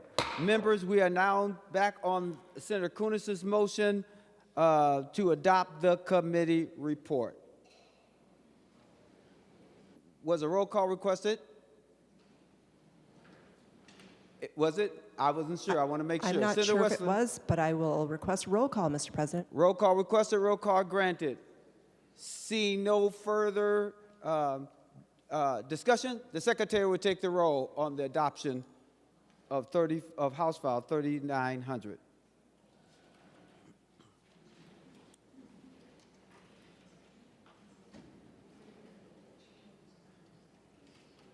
And members, if you give us a little patience, just because some of the technology is being quite strange today.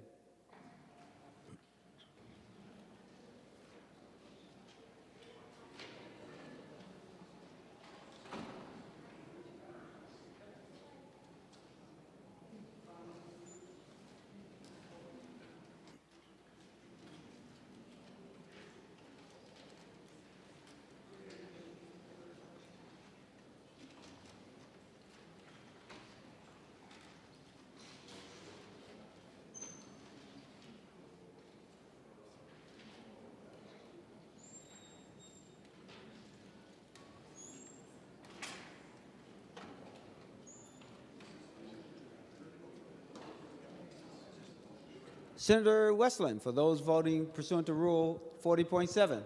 Thank you, Mr. President. Senator Carlson votes aye. Senator Carlson votes aye. Senator Herr votes aye. Senator Herr votes aye. Senator Marty votes aye. Senator Marty votes aye. Senator Port votes aye. Senator Port votes aye. Senator Latz votes aye. Senator Pappas votes aye. Latz. Latz votes aye.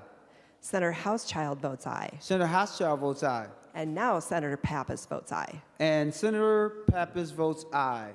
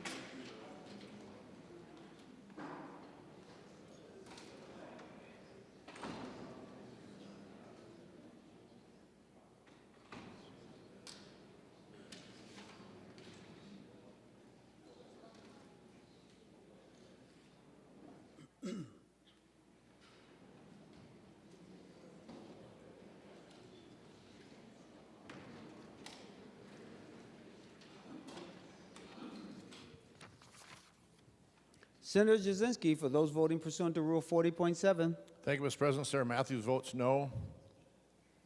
Matthews votes no. Senator Matthews votes no. Senator Miller votes no. Senator Miller votes no. Senator Lang votes no. Senator Lang votes no. Senator Pratt votes no. Senator Pratt votes no. Senator Rasmussen votes no. Senator Rasmussen votes no. Senator Housley votes aye. Senator Housley votes aye. Senator Nelson, are you voting? All senators having voted who desires to vote.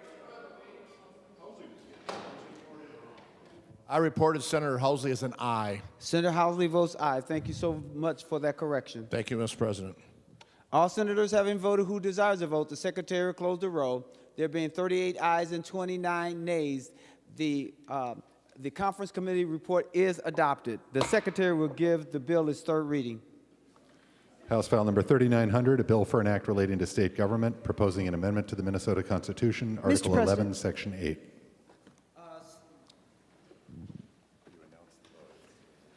Senator Nelson, I've announced the vote already. And Mr. President, I would ask that I did not understand the question as I was walking out the door. My indication is to ask to revote, so I might vote accordingly. A move to reconsider, Mr. President. Thank you so much. You need a member who voted on the prevailing side, and I don't believe you were on the prevailing side. Mr. President, Senator Gustafson. I would make the motion to reconsider the vote on the prevailing side. No, the only reason why there was a little space in between there because I'm having a difficult time with this button, so that's why I'm a little slower than what I'd like to be.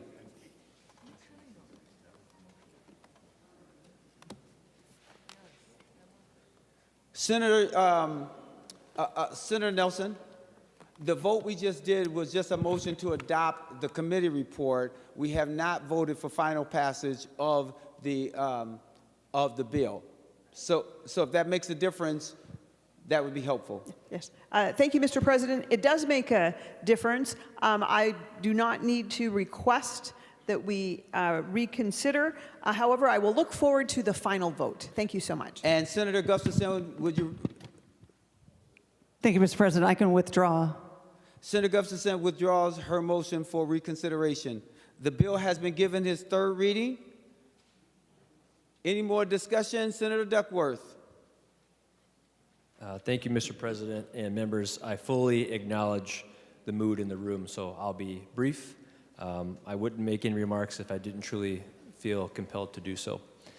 And I want to remind members the most important aspect of the conversation we're having here today are our kids. They're Minnesota students, they're our schools, their education, and that's why I think you have a lot of passions that are running a little bit high as it relates to this provision, because I think folks can sense that there's an opportunity being missed here.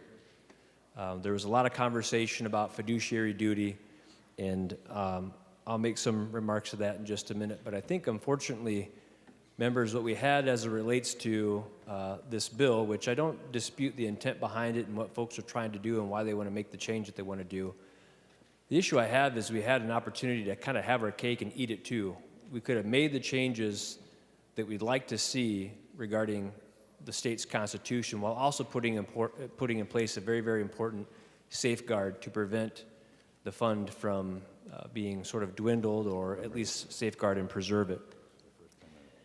And unfortunately, Mr. President, the very fact that we denied that safeguard alarms me even more about the bill in general. And I want to be clear, it's not that I'm skeptical of one party over the other as it relates to this. I'm skeptical of both. I'm highly skeptical that in a conference committee, when we talk about a 2/3 vote majority threshold in each chamber of the House to protect this fund, that it wasn't adopted. Because I don't know why you wouldn't. I honestly don't know why you would. Which brings me back to the fiduciary duty conversation, and actually brings me back to why is this even in the state's constitution to begin with? Folks, the fact that this is embedded in the constitution of the state shows just how important and how highly safeguarded they wanted this fund to be from its very inception and creation. This bill, without the safeguard that's been discussed at length now, actually weakens our ability to fulfill our fiduciary duty. When it comes to accounts or trusts, or when folks are asked to have a fiduciary duty and manage things like such, supermajority vote thresholds are actually fairly common. Why? Because it is the ultimate safeguard. It prevents self-dealing. It prevents self-interest from being the forefront of those decisions. And members, let me remind you why some of our districts are in the financial hardship that they're in. It's because many mandates that became law passed on 34-33 votes. Also a reason why I'll be voting no on this conference committee report because ultimately it's missing a very critical provision. It's a missed opportunity. I'm hopeful that maybe we can do some work on it again in the future. And I hope that I'm wrong when I say this, but I get the sense that if this becomes law, that this fund, whether it's today, tomorrow, or a few years from now, is ultimately going to be doomed and not see the sort of financial health it has up to this date. Thank you, Mr. President. Senator Farnsworth. Thank you, Mr. President. You know, after the last 2 hours of debate that we've had, this may surprise you, but I do support the underlying bill that we're talking about. In fact, I'm a co-author. I take it personally because most of the money in the fund came from my district. I will say that I am disappointed, as Senator Duckworth said, that we couldn't put some guardrails on this. But as these things go, we voted, one side lost, and we move forward. And I think moving forward, it is good to use newer accounting, more updated accounting methods in order to get money to our schools, because our schools, almost all of our schools are struggling. All of the school districts in my Senate district are cutting. They're cutting staff, they're cutting programs. And while this isn't going to be a ton of money for those schools, it's going to be something. And one thing that I've heard, actually something that I've heard the entire time that I've been in the Minnesota Senate when we debate bills, is the word hope. In fact, Senator Duckworth said that he hoped that we don't have problems with this in the future. And it seems like we pass a lot of bills out of the Senate on hope. And that's probably not great legislating, but I am going to use that word and say I hope that this fund doesn't turn political as we fear it might without the supermajority. And I hope that it will be a benefit to our students forever, beyond my lifetime, beyond my children's lifetime. And so I would encourage a green vote and hope that future legislators do not turn this fund political. Thank you, Mr. President. Senator Holmstrom.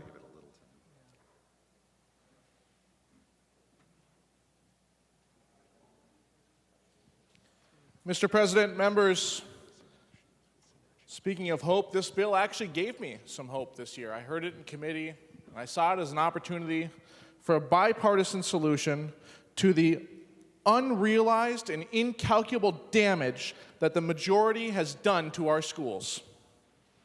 I saw it as a brief reprieve from the unyielding unfunded mandates. I went to my school board. I talked to them about this bill. They had heard about it. And they said, we want you to support this bill, Senator Holmstrom. And I told them, I will support this bill. This bill will have my yes vote, as long as we can secure these funds, because a short-term distribution at the cost of this fund going to zero sells out future generations. And I understand that that's a popular position in this body. We like to take out bonds, we like to spend money and throw it on future generations. But on this one, I wouldn't yield. And I gave them my word on that. So I rise in opposition to this bill. I rise because our schools can't afford now to receive less funding. And with the direction our state's going, our schools sure as heck cannot afford even less funds going to them in the future. The author, who refused to argue in accord with the position of the Senate, to kill the language that would protect and safeguard this money, said that she did so out of loyalty to beneficiaries. Well, members, I was in committee, and one of the beneficiaries that came forward was Education Minnesota, who we know constantly advocates for more money to their members, money into the pensions, egregious amounts, and of course now hundreds of millions of dollars in a new education healthcare fund, and countless other programs. And I would argue, and I would accept that the beneficiaries that were receiving that loyalty that day was none other than Education Minnesota, who explicitly does not care about our children, who explicitly argued against school safety funds in committee this year. And I'm real tired of it, members. I'm real tired of special interests getting the votes from this body and not the people who voted for us to come here and do it. Members, we decided to stop and ignore the Senate's position out of some convoluted concept that we didn't want these funds to be tied up by partisan lines.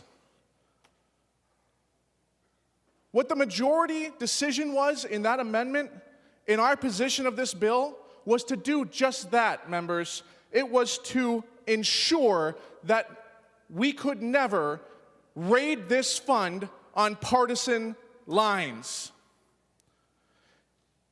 And impossibly, and ironically, the reason that this failed, that this amendment failed, that it was peeled off, and that our position was thrown to the wolves was out of loyalty to those same partisan lines. We're going to stand here and pretend like this is a victory. Members, in short order, we're going to find that this fund is raided. And I will not be on the side that enables it. Please vote no. Senator Liskey. Thank you, Mr. President. Mr. President, this is a difficult subject, as we've heard a lot of words thrown around today or this evening around the word hope. The first time I heard the word hope in politics, I was an 18-year-old kid. I called myself a kid because whilst I was old enough to vote, I was not old enough to understand what real life looked like. I was off to college. I was off to thinking about things in college. It was a different time than we are at now, and I've seen lots of things change, and I've learned a lot of things in that time. And this is yet another fund that I worry about. I don't just have hope, but I have worries and dreams about it as well, both positive and negative. Our kids' future matters. I have 2 small children at home, and they have an education to go through. One of them just is getting done with kindergarten here at the end of May. And I'm quite concerned about the future of their funding for schools. We have a very partisan debate here today, but I like to think of the Senate as the more deliberative body than that of the House. We hear about partisan politics all the time over there. They tend to get into arguments and fights, even on the House floor, something that I don't regularly see here in the Senate body, and I've fully enjoyed because I take pride in the amount of pressure we have as a Senate, and yet we still find ways to work together. We have to continue to do that. And so I will add my hope into that as I vote no on this bill because I don't believe that we will succeed at avoiding partisan politics with this bill. It'll continue into the future. And unfortunately, we're only here for a short time, senators. Technically 4 years for most terms and 2 years for some others. It's our job to protect the future today. And with that, I'm going to urge a no vote because I believe that this bill will actually endanger the future of our kids and the future of the funding that may actually support our schools into the future. And so with that, I urge a no vote. Thank you. Any other discussion before we hear the final word from the author of the bill? Seeing no further discussion, Senator Kunesh, before we vote for final passage on House File 3900.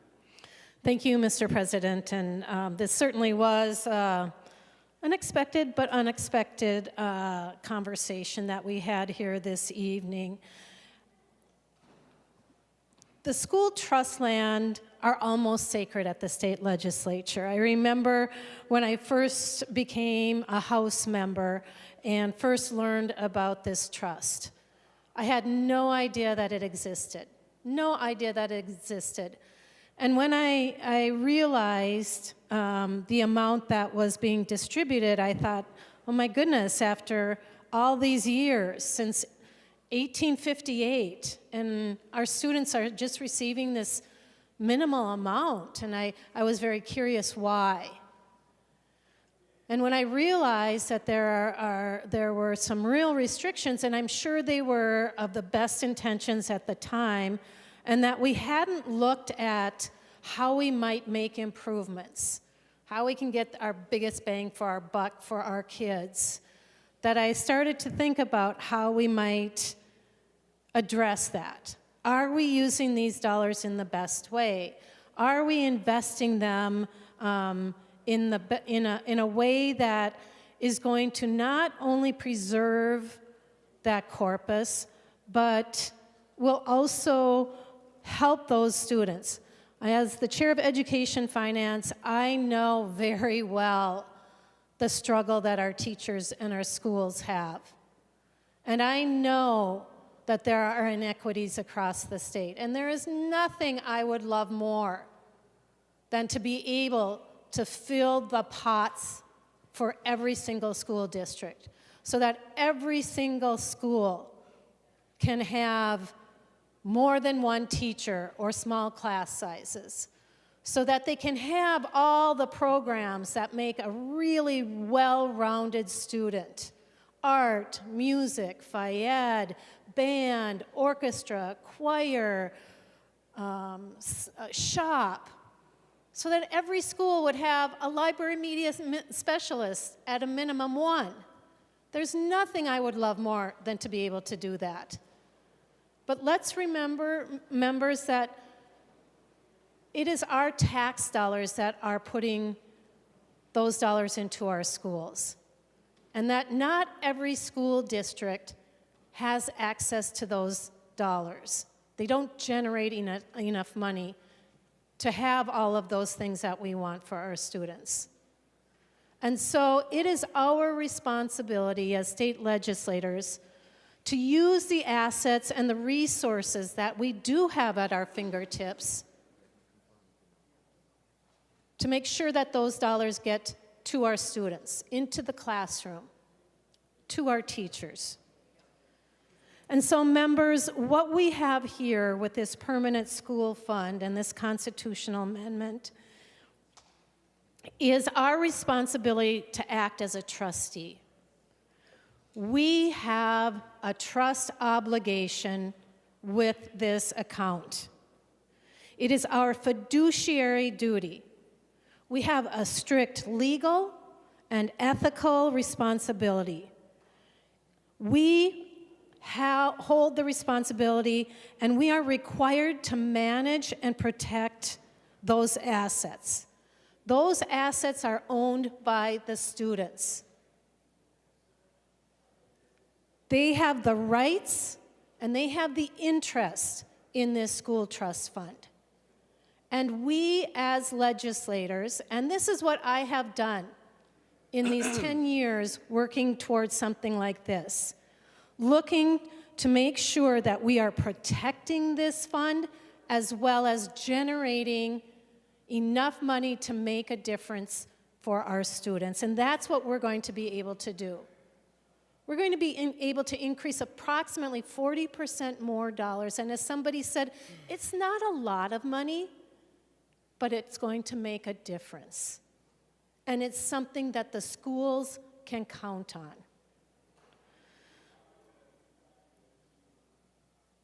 So it is our responsibility, members, to act solely in the beneficiary's best interest. And those beneficiaries are our students. Our students are depending on us. Our teachers are depending on us. Our school administrators are depending on us. Our superintendents just about are begging us to do this. These are dollars that are going to go to the schools unrestricted.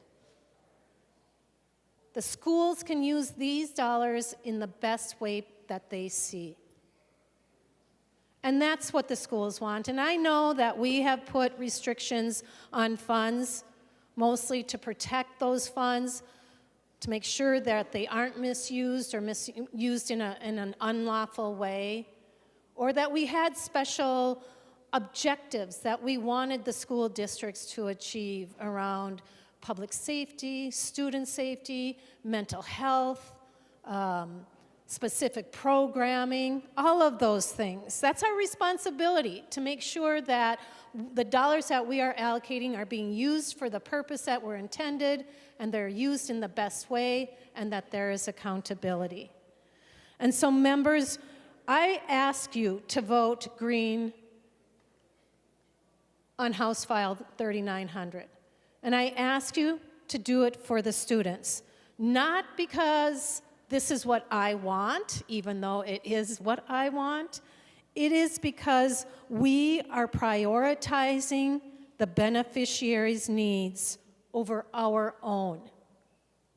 That's what we are here to do today. That's what we are here to do right now.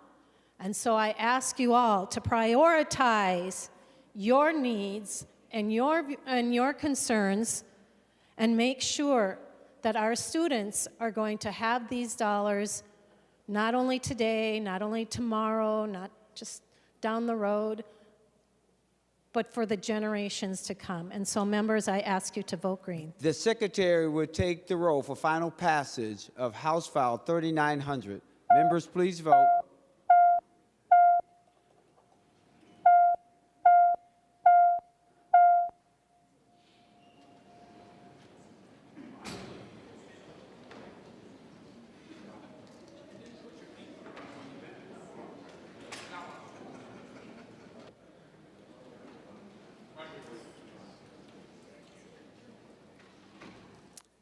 Members, please vote.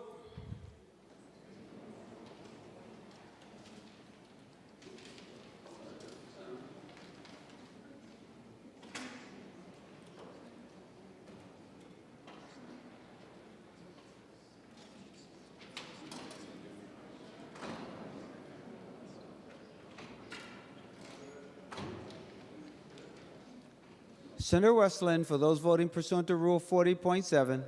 Thank you, Mr. President. Senator Carlson votes aye. Senator Carlson votes aye. Senator Herr votes aye. Senator Herr votes aye. Senator Marty votes aye. Senator Marty votes aye. Senator Port votes aye. Senator Port votes aye. Senator Housechild votes aye. Senator Housechild votes aye. Senator Pappas votes aye. Senator Pappas votes aye.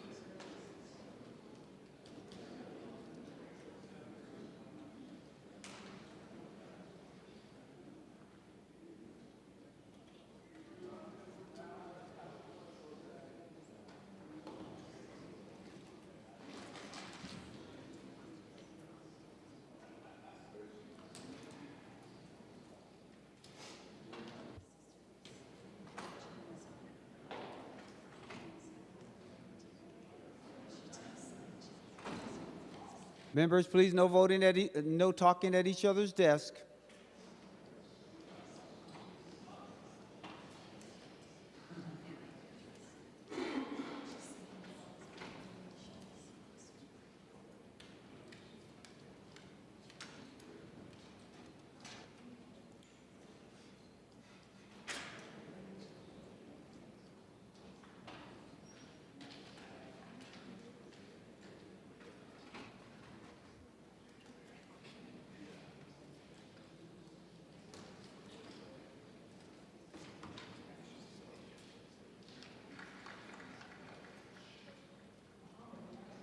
Senator Cwodzinski, those voting pursuant to Rule 40.7. Thank you, Mr. President. Senator Miller votes aye. Senator Miller votes aye. Senator Lang votes no. Senator Lang votes no. Thank you, Mr. President. Senator Pratt votes no. Senator Pratt votes no.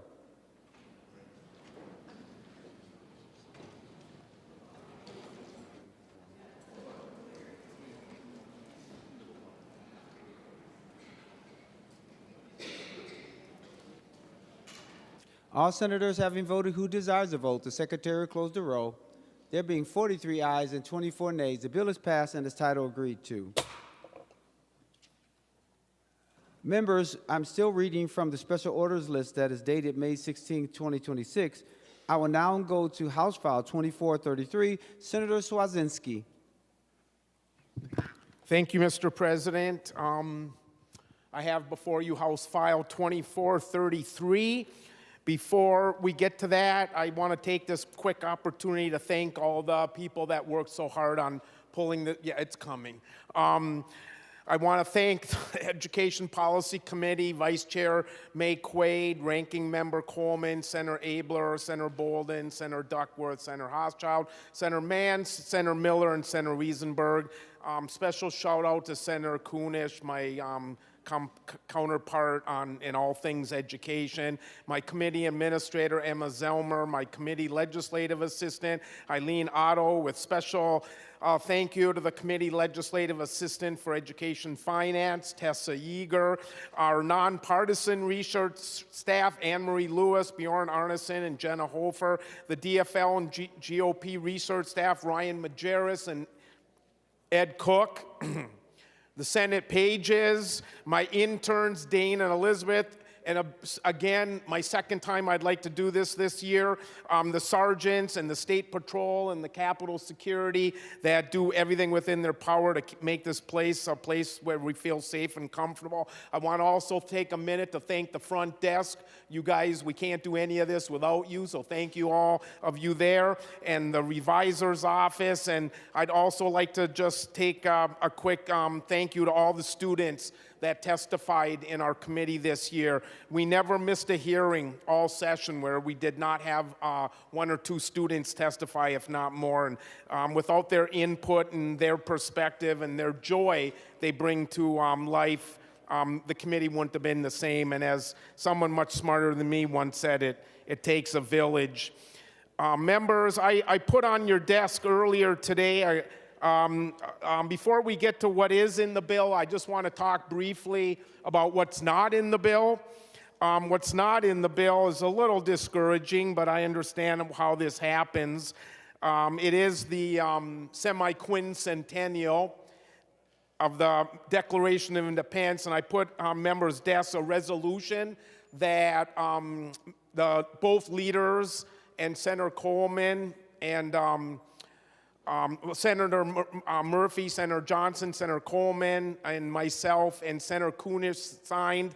And it's a resolution honoring and celebrating July 4th, 2026. But if you go to the 1, 2, 3, 4, 5, 6th whereas, I want to read it to you because I think it's very important to hear.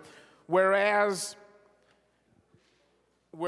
commemorative activities across Minnesota will provide educational opportunities, foster civic engagement, encourage community participation, strengthen appreciation for history, and reaffirm our nation's commitment to the ideals of life, liberty, and the pursuit of happiness. That's what I tried to do all session in Education Committee. I just want to give a shout out, and I don't know who came up with this resolution being Senate Resolution number 76, but I don't know if that was planned or not, but whoever did that, thank you, because it's pretty cool. The three things that I wished were in this bill before we talk about what is in it that didn't make it is cursive. About 10 years ago, I approached Senator Ann Rest, and I said, what do you think about requiring cursive to graduate? And she's like, yeah, let's do that.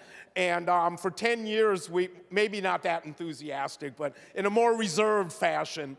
And for 10 years, her and I have kind of gone back and forth on who's authoring it. And for some weird reason, a few years ago, I was speaking at the women's prison in Shakopee, and they were very respectful and polite and wonderful listeners to my tirade on civic engagement and whatnot. And I started talking about the bills, and they were nodding with nice, polite smiles. But the biggest applause I got from inmates at the Shakopee Women's Prison was Ann Rest in my bill to require cursive to graduate. We've been working on it for a few years. I thought this was going to be the year. Because another thing I put on your desk today was a copy of the Declaration of Independence. And we've really got to work at getting this thing required to read in order to graduate, because I don't want a generation of Americans to show up at the National Archives and go, I can't read the Constitution, I can't read the Bill of Rights, I can't read the Declaration of Independence, because that would just be a tragedy to our nation's history and our nation's origins. And so maybe next year, in Senator Rest and I memory, we'll try to get that cursive bill passed. The other thing we didn't get passed this year was the civic seal. Kids that are stepped up and have a sense of civic engagement and go above and beyond the call of what's expected of them in the classroom, and don't let school get in the way of their classroom, and do things like participate in city council meetings and school board meetings and come down here and watch us get our work done, that maybe they could earn this civic seal. And the third thing, I don't even remember what the third thing was, the civic seal and cursive and something else. It'll come to me. But what? Oh, anyways, yeah, okay. But also I just want to say, a couple colleagues of mine a few weeks ago talked about introducing fireworks because they wanted to have fun and fireworks for the 4th of July. And I love that idea, but I also want to remind members of what the passage of the resolution I read to you, because we also have an obligation in this body to talk at the parades and the places of worship and the town halls and the county fairs that we're going to be attending after session. And at those county fairs and town halls and places of worship and parades, ask people, what are they doing for civic engagement? What are they doing for civic responsibility? What are they doing for their political efficacy and civic virtue? Because this is a team sport, this democracy thing, and we want to get it right. Our framers, when they wrote the Minnesota Constitution, Article 13 says the stability of a Republican form of government. The stability of a Republican form of government dependent upon the intelligence of the people. It is the duty of the legislature to establish a general and uniform system of public schools. So maybe next year we'll get the civic seal passed in cursive and whatever the third thing I can't think of right now. Again, I want to thank everybody involved. The bill that did come before you tonight is part of the Global Leadership Agreement for Education, and there are 2 items in the bill. The first one, the leadership agreed upon, is a compensatory aid hold harmless. I am pleased to announce the House conceded with the Senate position that was authored by Senator Clark. The agreement also includes a $5 million for anonymous threat reporting systems that will continue to hopefully keep our kids safe. And that bill was authored by Senator Bolden. So that's my comments, Mr. President, and thanks for indulging me. Senator Clark. Thank you, Mr. President. I'd just like to speak briefly to the compensatory aid section of this bill. As the Senator for Eden Prairie shared, the leadership agreement does include a partial hold harmless for the compensatory aid for 1 additional year. So it modifies the calculation for fiscal year 2027 alone. And I should note that fiscal year 2027 begins in this year, the year of the semi-sesquicentennial. Secondly, this maintains building allocation flexibility at 40% for 1 additional year. Under current law, it is an 80-20 split. This allows the district to move 40% of compensatory aid from an individual site to which it is originally allocated amongst any schools within the district. The bulk of the allocation will remain allocated to the building where the targeted students sit. And that's the point of compensatory aid. It helps pay the education costs of students who may need additional services and instructional support. The funding helps students across Minnesota, helps us educate our children. So, Mr. President, in short, this funding helps our students who need it most. Thank you, Mr. President. Senator Bowden. Thank you, Mr. President. Members, I'm going to talk briefly about the anonymous threat reporting system provision that is in the bill. And this is an excellent provision that is going to keep our students safe. Just as it sounds, these systems allow for people to anonymously report threats. It is a way to prevent harm and tragedies. And schools must adopt either a local program. There are vended products out there. Sandy Hook is one that is used most often. But if they don't want to choose that, they can choose to use the statewide system through the BCA, which comes at no cost to them. The idea is that we can aim at prevention, that we can get resources and help to students who need it, who may be in crisis before a tragedy happens. And so in order to do that, we'll utilize these systems. There also are an appropriation in the bill of a total of $5 million. $1 million of that will go to the BCA. We want to set them up for success to be sure that they have the staff necessary to respond to these threats, because it is critically important that there are people on the other end of these systems to respond and make connections to be sure that we are getting the resources to the right places in a timely manner. The other $4 million, it will be used for grants, which can go to schools, both public and private and charter schools, to utilize in relation to these systems, whether it's paying for their own system or paying for staff training or other aspects related to this. And so this is an excellent provision that we negotiated and landed in a good place that will help to keep our students safe. Senator Nelson. Well, thank you, Mr. President. I'm going to make a couple comments that I think it's important to have on the record, and this has to do with the compensatory hold harmless funding. And yes, that's particularly important, especially at a time when this legislature and governor have placed extraordinary expenses onto our public schools. So many unfunded mandates that many of our schools are very much struggling financially just because of the decisions that were made up here. Not because there were cuts in funding, but because of policy decisions, I would say poorly thought out policy decisions that have been made in this body right here and signed into law by the governor. And I want to make sure that it's very clear, what does that mean by compensatory hold harmless? What is that? Well, compensatory aid is additional aid that is in the categorical type aids that are on top of the per pupil funding formula. That's in addition to, and it's really based upon the socioeconomic status, income levels, particularly of those particular areas. And so there is the greatest inverse correlation, really, between educational achievement. The inverse correlation is educational achievement and socioeconomic status. And so in an effort to try and level the playing field, of course, that's compensatory funding. Some districts get more, some districts get not as much.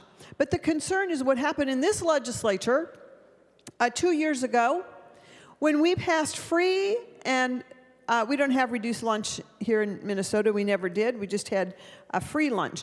Now, everyone in Minnesota has free lunch. That includes kids whose parents are very well off.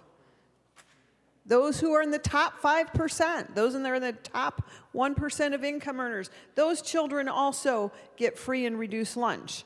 And one could argue, well, maybe we should have used our resources a little more cautiously so that everyone had lunch, everyone had free lunch and breakfast, but those who could pay did pay. And so I'm not going to relitigate that whole bad decision, but what I would say is that there was a lot of debate on this floor, right here, talking about compensatory aid. And the bill that came forth for free and reduced lunch would remove compensatory aid. And we were told 2 years ago, we're going to work on that.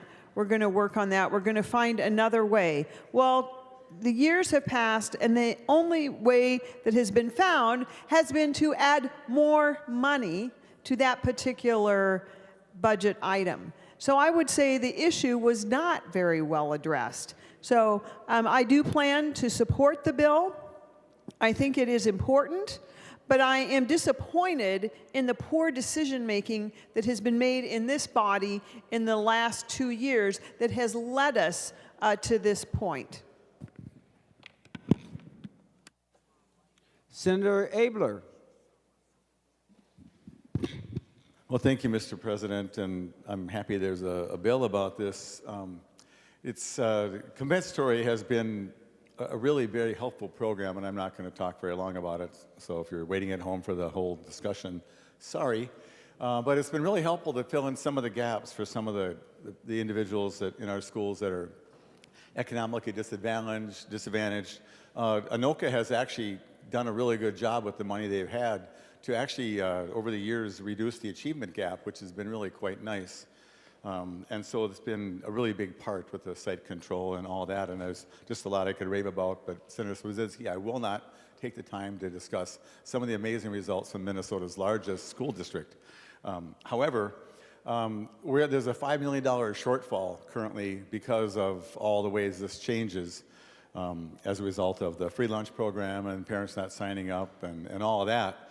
And so our shortfall is $5 million, and which is in the range of probably 50 teachers or something that we're going to have to find a way to handle. This bill gives us $176,000, Mr. President, $176,000. So the 2 teachers that this is going to rescue will be very happy. I think they'll figure they won the lottery. I hope that this is not the end of trying to help fill in the gaps that some of these formula changes have caused. And I think if people are looking for a way to decide how to best use their compensatory, they could come visit Anoka and we'll give them some ideas. And I don't say that just to brag, but I know we've done well. And so the best work we do, Mr. President, is not when we pass a law making someone do it at a different district, but when you learn from each other and build on their successes and strengths. So I'll be supporting the bill, and I thank you, Mr. President. Senator Weber. Thank you, Mr. President. I just want to say that I really hadn't intended to speak much here in my last couple days in the Senate, but I think this bill has prompted me to do so. As I look at this bill, I recognize that there was not a great deal of money with which the committee had to work.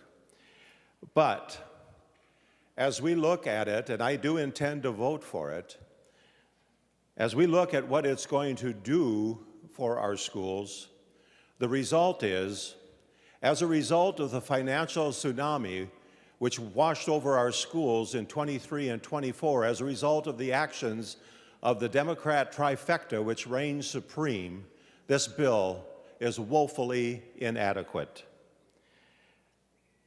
Compensatory income went down primarily because of the free lunch program that was instituted that goes ahead and pays for the lunch of millionaires' children.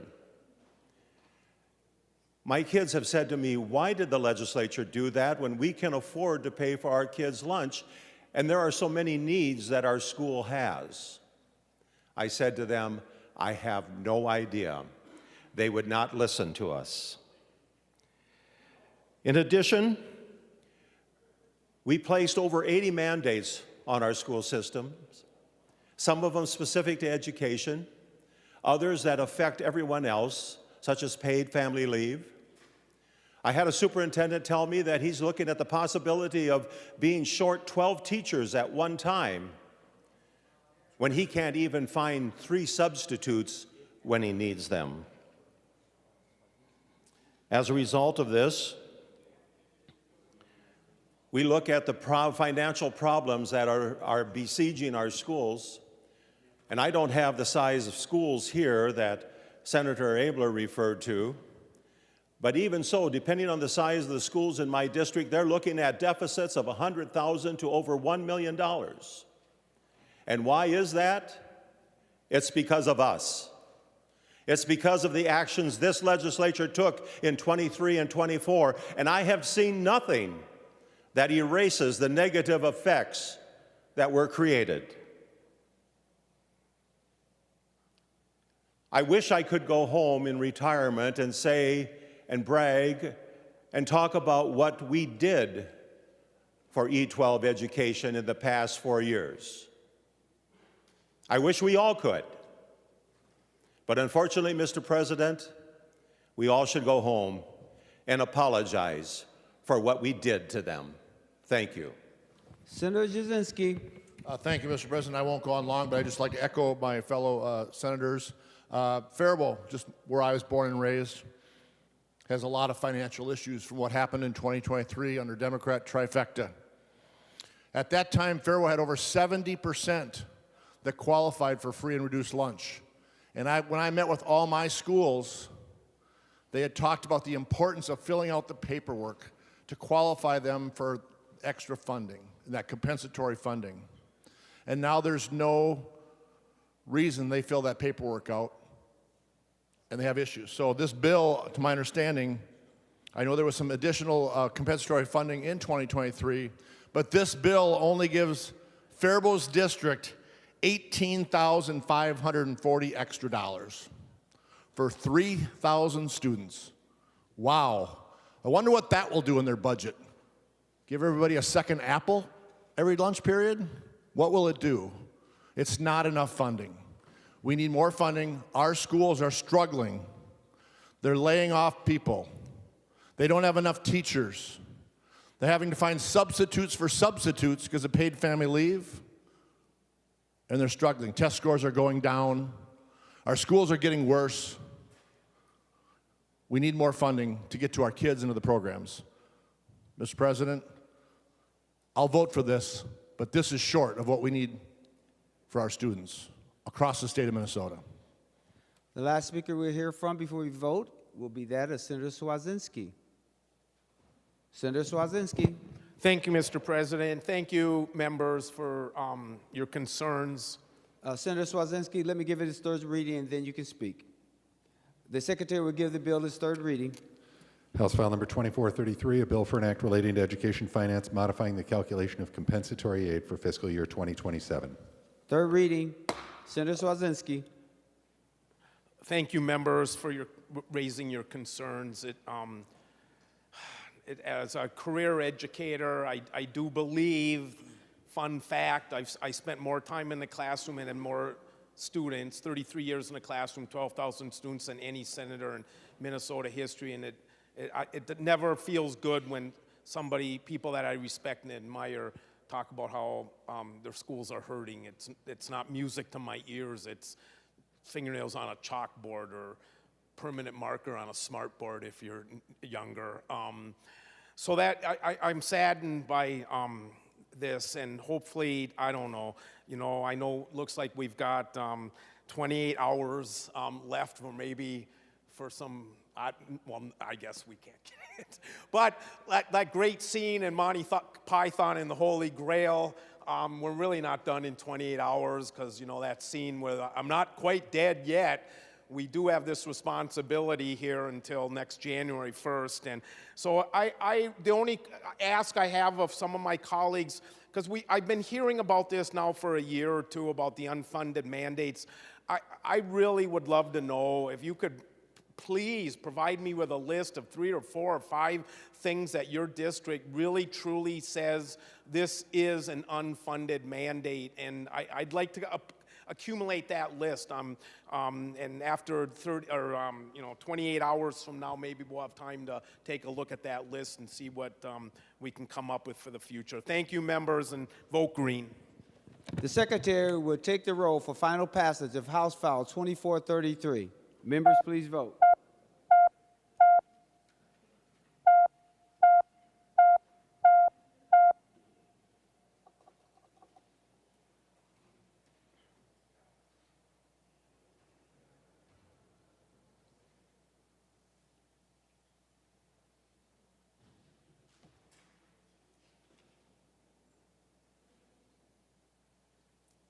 Members, please vote.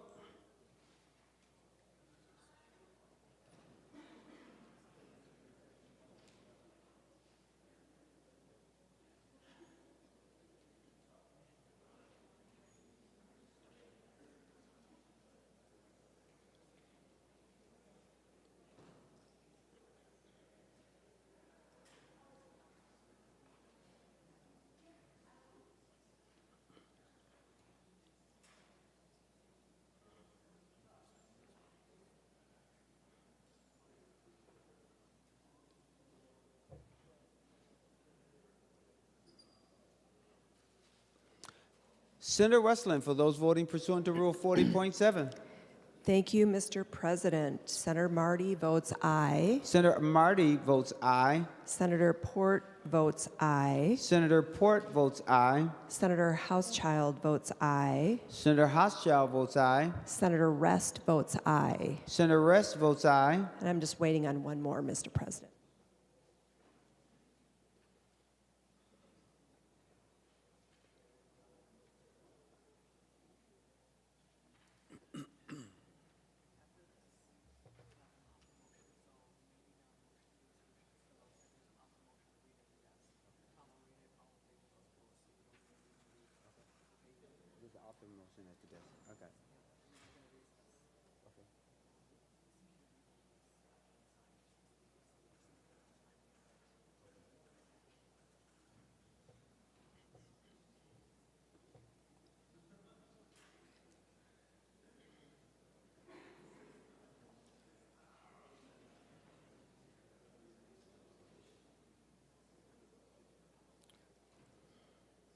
Senator Westland, for those voting pursuant to Rule 40.7.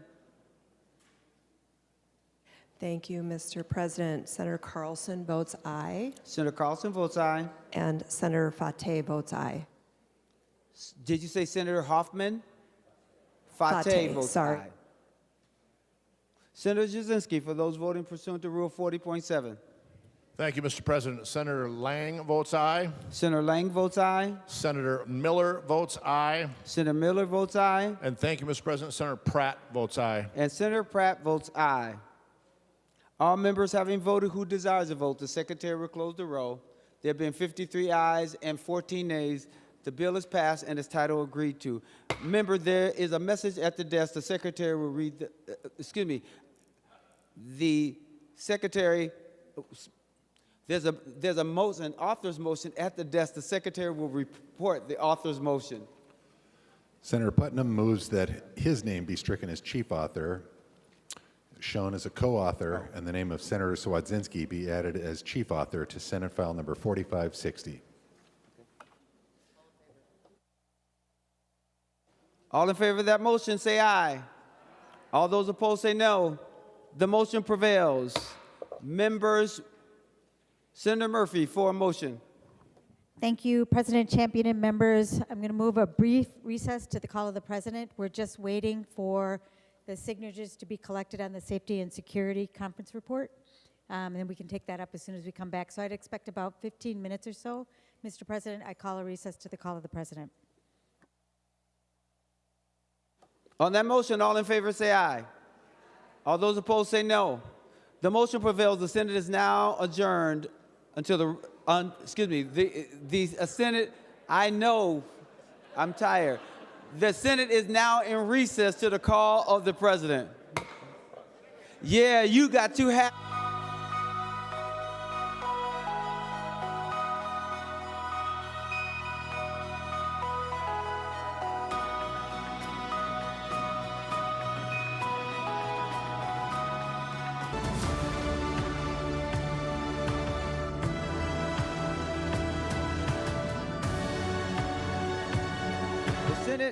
Will come to order.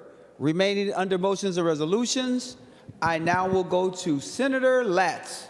Mr. President, I move that the foregoing recommendations in Conference Committee report on Senate File 3432 be now adopted and that the bill be repassed as amended by the Conference Committee.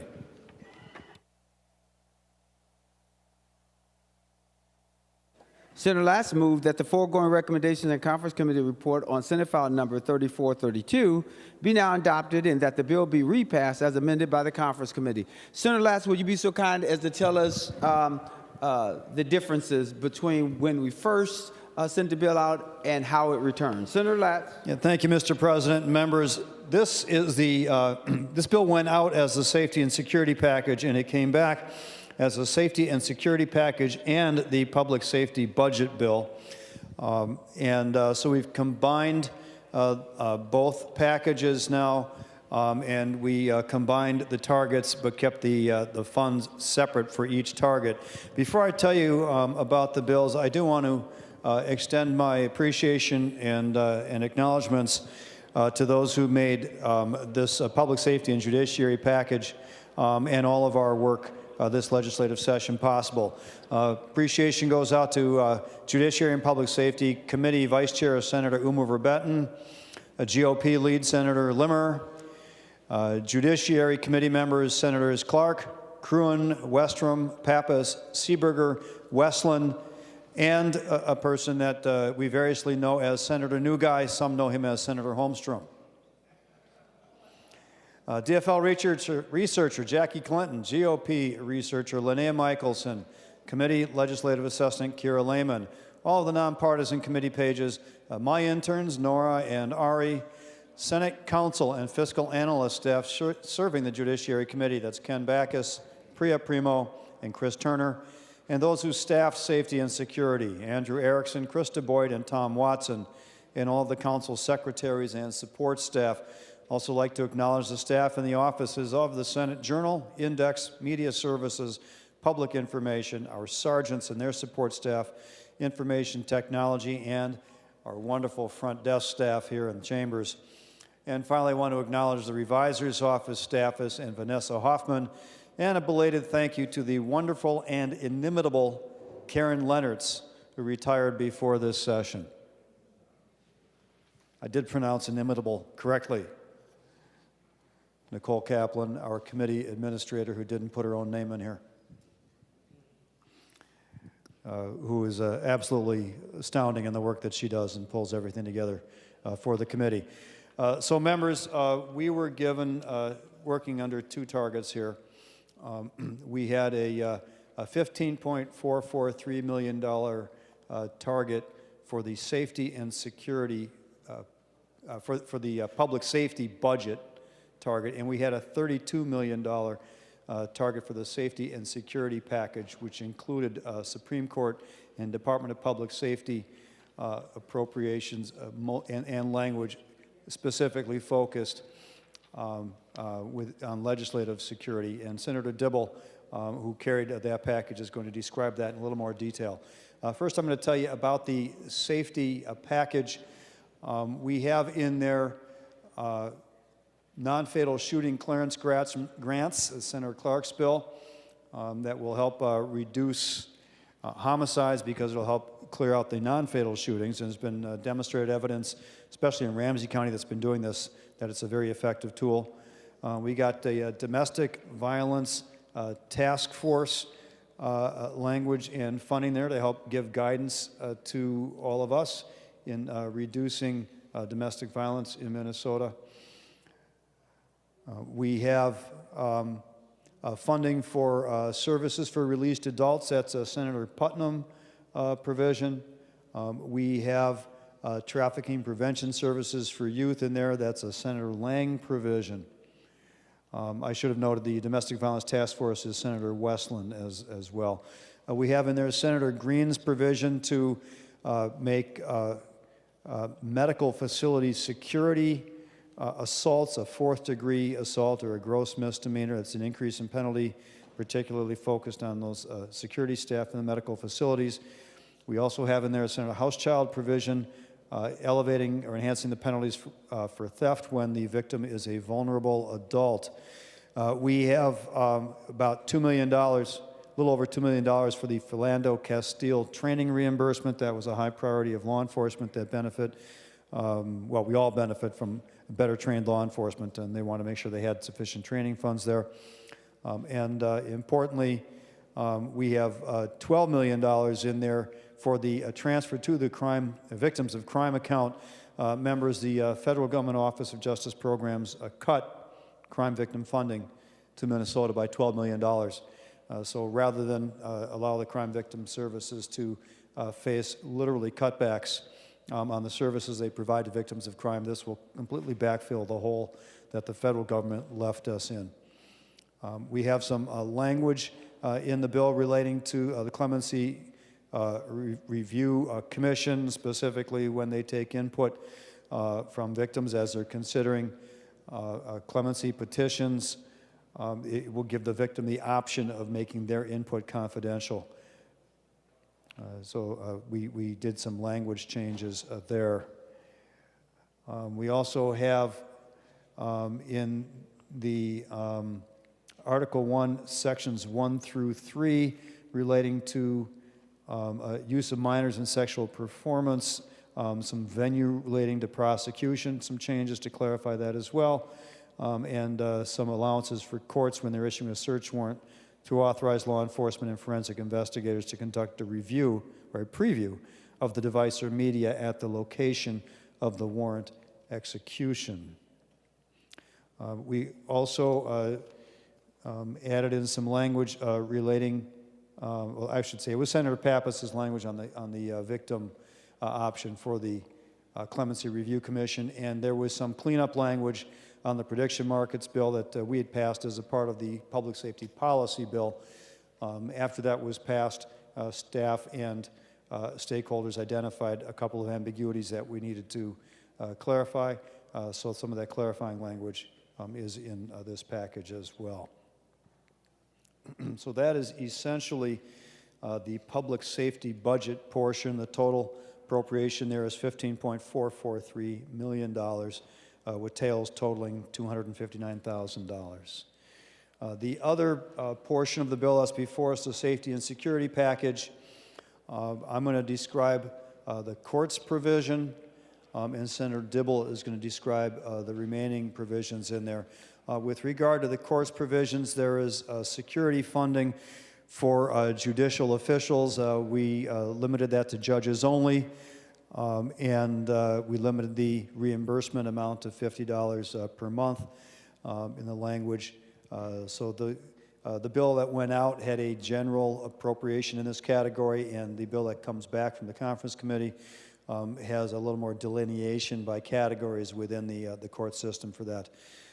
So that's the security for judicial officials. We also are funding a judicial security unit that is going to focus on security for the entire judicial branch. There is going to be a new security threat response and stability fund that the Supreme Court will manage, but will be usable across the entire court system on an as-needed basis to provide for additional stability within the judicial system. So that's essentially the court's budget. I'm now going to turn to Senator Dibble to talk about the Department of Public Safety and some related expenditures for capital security and legislator security. Senator Dibble.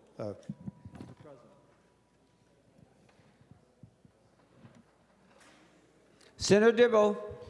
Thank you, Mr. President. Turning to the next lines on the spreadsheet, these are appropriated to the Department of Public Safety, and these are all the elements that have to do with enhancing capital and legislative security.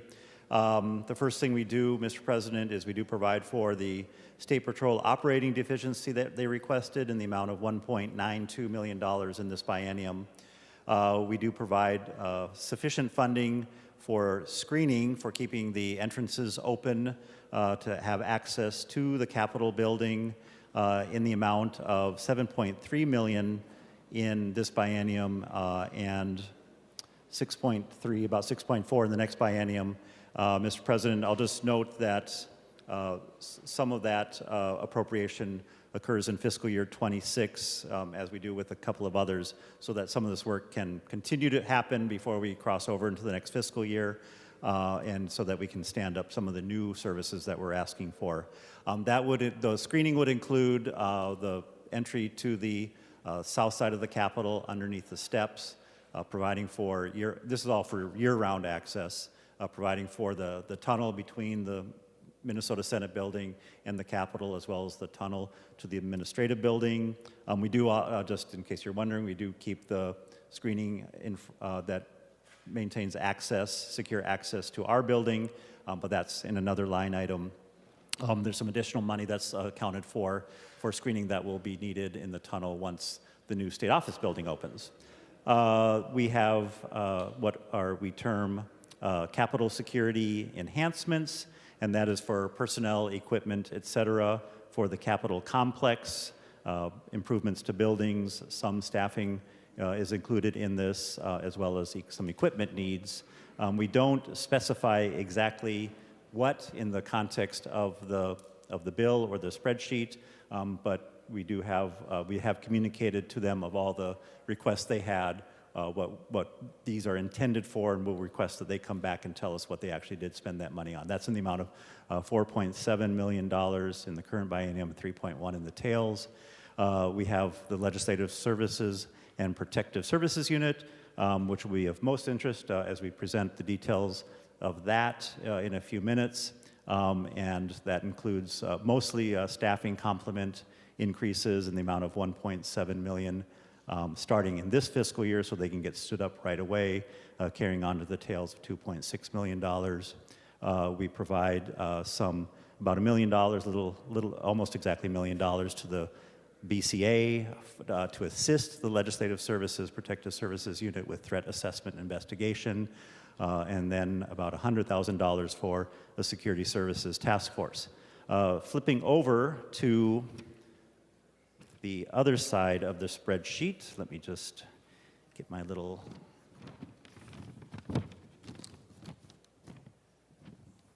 So, Mr. President, we appropriate some funds to the House for security measures, and that has to do with their screening needs once the State Office building opens and some other security needs that they have.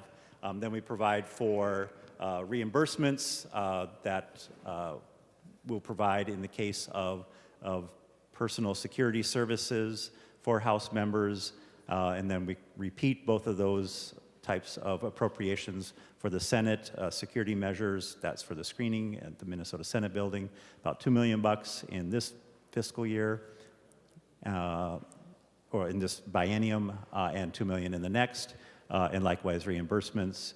Slightly less, there's fewer of us. There's about a 2-to-1 ratio for security detail services that might be needed. Hopefully they won't be needed, but they might be needed from time to time, and that's the whole point of this initiative. And then $100,000 for security and safety activities and services to each of the constitutional offices. So that is my portion of the spreadsheet. Should I go on and describe Article 2? All right, thank you.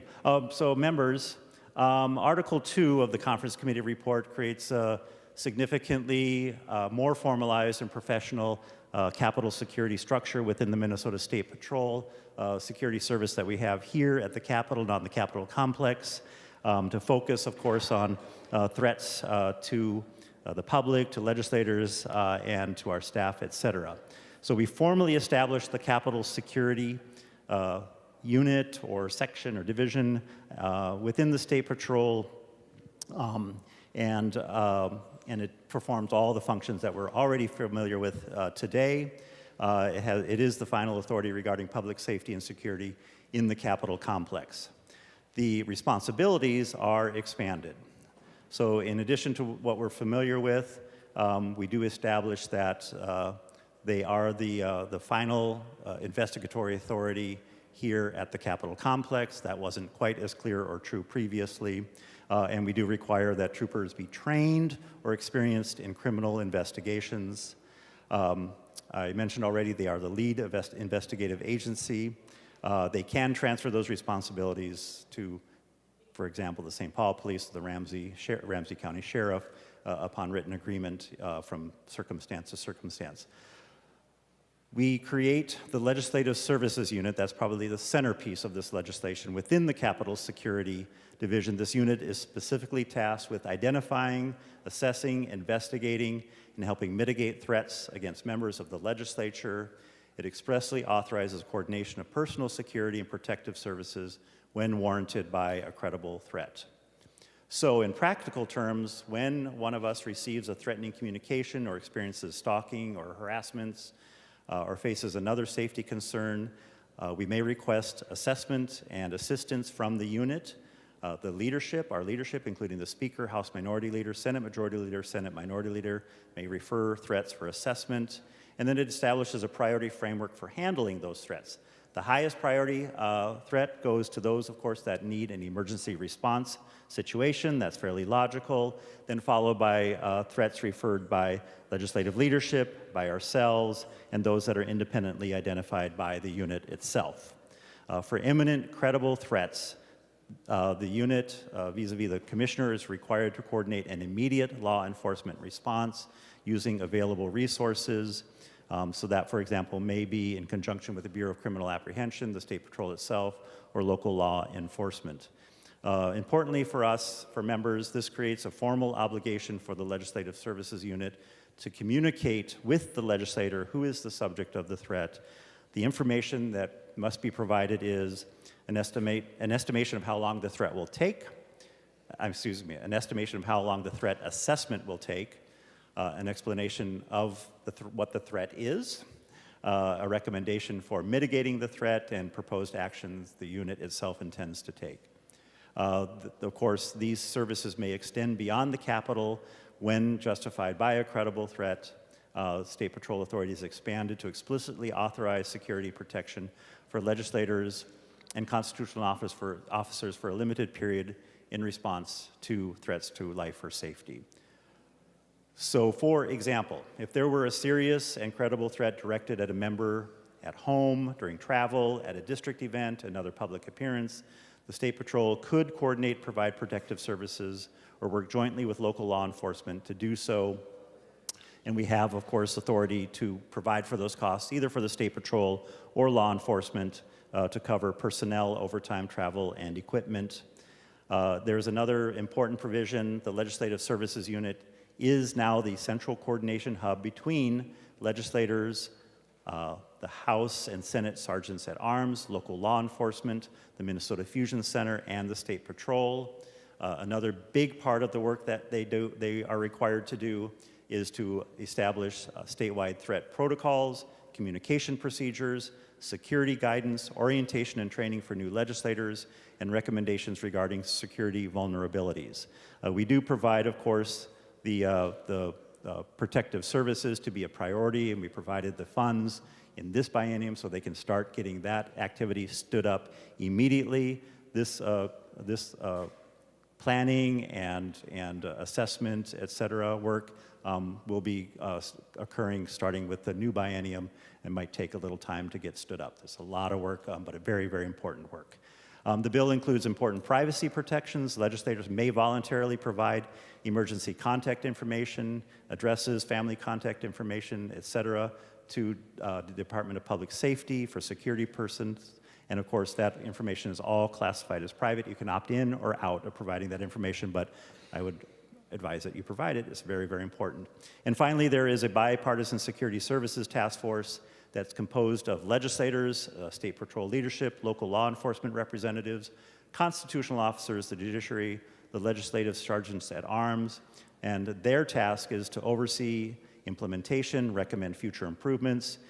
Really, the effort is to ensure ongoing legislative involvement and accountability as these new protective services systems are built out, and we have provisions that make sure that our voice is very much centered in the decision-making and the recommendations that flow from that task force. That is my presentation, Mr. President. I'm happy to respond to questions. Thank you, Senator Dibble. Senator Kroon.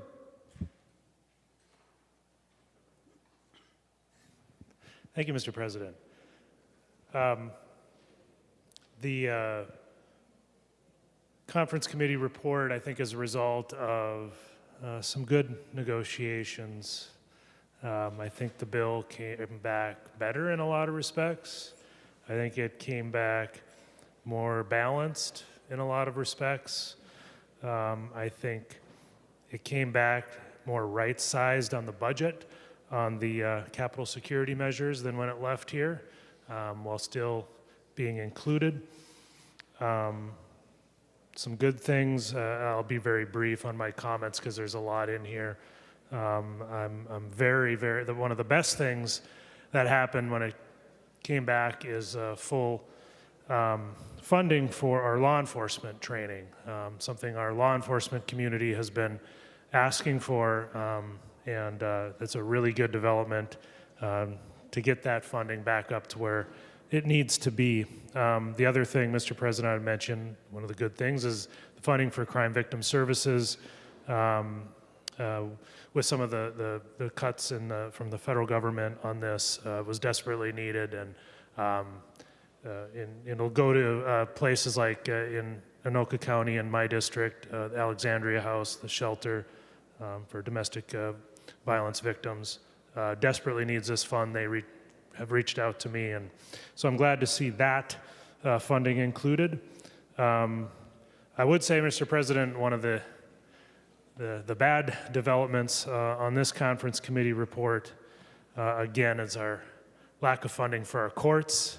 Once again, our judicial system kind of took a hit in their funding. And this isn't the first year. It seems like to be a pattern. And I'm not blaming anybody. It's just kind of how these things shake out. But I think we need to get serious about funding our courts. They are a co-equal branch of government. They're not just another state agency. Our whole constitutional system depends on a well-funded and court system that works. Whether people use the court system or not, our democracy depends on our courts, and we have to make sure that they're well-funded. Getting rid of the operating adjustments is a very big concern, although I am grateful that the secure courthouse grants are in here. That's good. And the 2 new positions for judicial branch security, that's good. But one of these years, hopefully soon, we need to take care of the courts and make up for some of the shortcomings. They seem to be the one that's always left out, and I am disappointed to see them left out again in their request for their operating adjustments.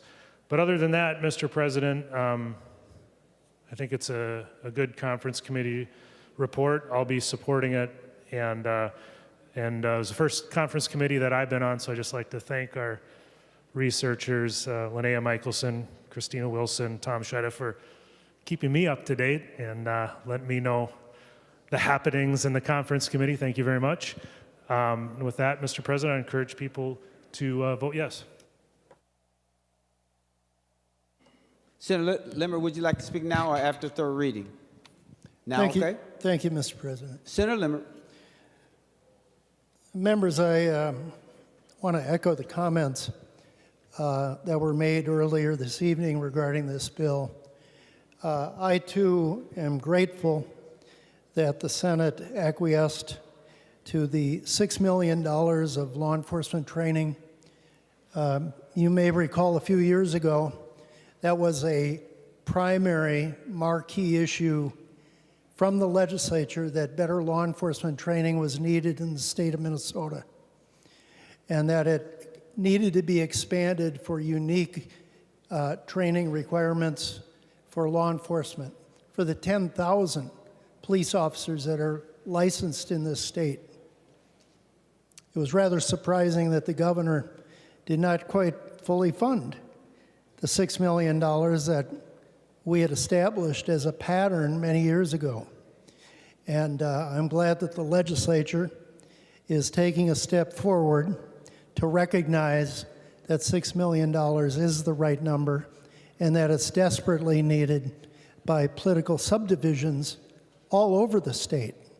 Many of our police departments are rather small, and they just simply do not have the money to provide the required training for police officers. So I'm very grateful for that. Thank you, Senator Latz, for recognizing the need. And I also want to point out a pattern that goes across party lines, and that's regarding the budget for our judicial branch. The judicial branch, as Senator Kroon has said, is a third branch of government. It should not be treated as a government department or an agency. And more importantly than that, it's the sole identity, it's the sole operation that will protect our civil liberties. If it's not funded adequately, caseloads will stack up. They're already stacked up.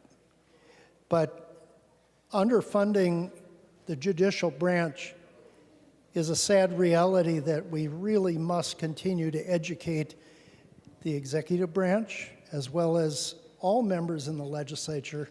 It's crucial to the enforcement of law. It's crucial when we're dealing with civil law where there's disputes between one neighbor and another. And quite honestly, if we underfund the judicial branch, we're just hurting ourselves. So unfortunately, we did not reach the goal that we could have reached in this particular bill. Overall, I find this to be a passable bill. I hope that everyone votes for it. Quite honestly, I do recognize the budget constraints that we have this year. We simply have recognized a difference in priorities. But at this late hour in the legislative session, it's probably the best we can do under the circumstances. As I said before, I wish that the judicial branch would have received a little bit more, but nevertheless, I am urging our members to vote for the bill. Thank you, Mr. President. On the last motion to adopt the conference committee report for Senate file number 3432, all those in favor of adopting the committee report, say aye. All those opposed, say no. The motion prevails. The secretary will give the bill its third reading. Senate File Number 3432, a bill for an act relating to public safety, requiring removal of identifying equipment and insignia from emergency vehicles sold to the public, etc. Third reading. Senator Clark. Thank you, Mr. President. I encourage a green vote on this. This bill includes the Minnesota Clearance Grant Program, which does really three things. It reinforces the importance of investigations as a law enforcement priority. It recognizes that catching violent offenders is key to disrupting the cycle of violence, and it strengthens collaboration across law enforcement agencies and reinforces our fundamental need and desire for justice. The Minnesota Clearance Grant Program will award grants to law enforcement to investigate and examine violent crimes caused by non-fatal shootings when using a firearm.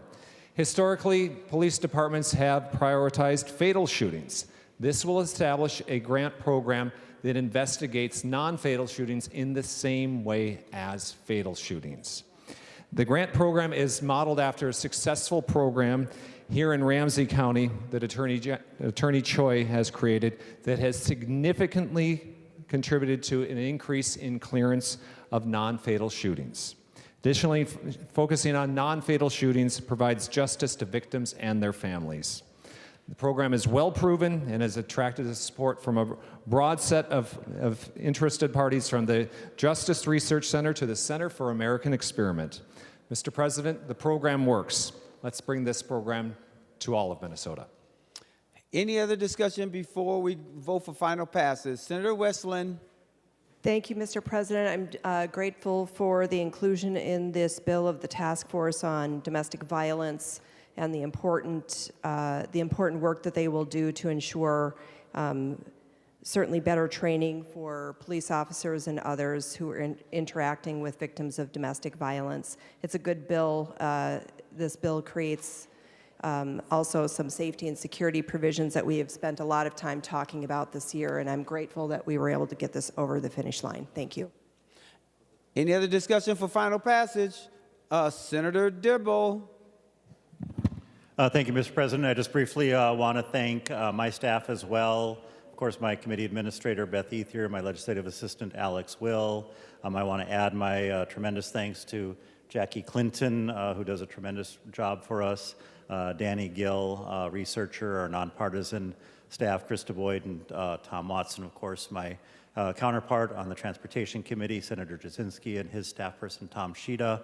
And of course, we do need to acknowledge that the crux of this work that I just described was initiated by our own Senator Hoffman, who brought his incredible experience that we all know about into this initiative. And the outcome will be that we will all be safer and feel more secure with our families in this space, as well as at home and in our communities, thanks to him being willing to do this incredible work. Thank you, Mr. President. Members, we're on final passage. Senator Kroon. Thank you, Mr. President. Since we're doing thank yous, this may be the last opportunity. I'd like to thank Senator Limmer for his guidance, not just on this conference committee report, but for 4 years on the Judiciary Committee and for being my mentor. Thank you. Well, on final passage, I believe that Senator Latz has done his thank yous already, but he's probably want to say thank you again. Senator Umu Verbatim. Thank you, Mr. President. I want to encourage members to vote for this final conference committee report. I am so pleased to see that we put $12 million towards crime victim services. We've been fighting so hard for this throughout session. Due to the federal cuts, that is the gap that we have left at the state to ensure that these domestic violence shelters, rape crisis centers, these advocates who are often the only advocate in their county are going to stay funded. I want to especially thank Violence Free Minnesota, Minnesota Coalition Against Sexual Assault, Mending the Sacred Hoop, Minnesota Indian Women's Sexual Assault Coalition, Minnesota Children's Alliance, the Minnesota Alliance on Crime. They represent, as a coalition, over 120 programs serving crime victims in every single county across Minnesota. We wouldn't have gotten here without their fierce advocacy. I am so proud of the work that they did, and I want to remind us that we have to keep going to make sure we find a long-term funding solution to crime victim services when we come back next session. Thank you. Senator Holmstrom. Thank you, Mr. President. I too rise in thanksgiving for great members on this committee. This bill was a product of a lot of hours of good work. Our own minority lead, Limmer, was exceptional. I loved working with Kroon and with Westrom. But I'd like to especially extend my thanks to the chair of the committee, Senator Latz, for his kindness and willingness to help a young Republican in all sorts of ways. And thank you. Senator Latz, anyone else before I go to Senator Latz? Seeing none, Senator Latz, you have the final word before we vote for final passage. Thank you, Mr. President. I want to note a couple of quick things. First of all, this is a supplemental bill, as all of our budget bills are here this year, so they're building upon the budgets that we passed a year ago. So sometimes the public doesn't always catch that we are supplementing the budget that already exists. And we have limited resources, so we do what we can with what we have, and we prioritize it. And I'm pleased to hear that overall there seems to be a broad consensus that we've done a fairly good job of balancing the priorities well here. I want to especially express my appreciation to Senator Dibble, who was a terrific partner in working on the capital security and the legislative security aspects of this bill. It not only recognizes the security and safety of us members of the legislature, but also very importantly the staff that work throughout the Capitol and the legislative office facilities and the public that is here, that comes to this Capitol. You'll have noticed a lot of public was around in the last couple of days. We've got wedding photographs going on, we've got graduation photographs going on, we've got prom photos all over the Capitol complex as well. So they'll all be safer because of the work that we've done here. And with regard to that physical security aspect, I did neglect to mention one thing that's pretty important that the courts had requested. They wanted a substantial dollar amount for enhancement of courthouse security around the state, a matching grant program where they'll pay 50% of the cost of enhancing the physical security of courthouses around the state, the other 50% to be borne by the counties that make the applications for the grants, and we did fund that at a level of $4 million supplemental for this budget biennium. So with that said, members, appreciate your support, and we will all be more safe, and our public will be more safe as a result of this bill. Thank you. The Secretary will take the roll for final passage on the Conference Committee report for Senate File Number 3432.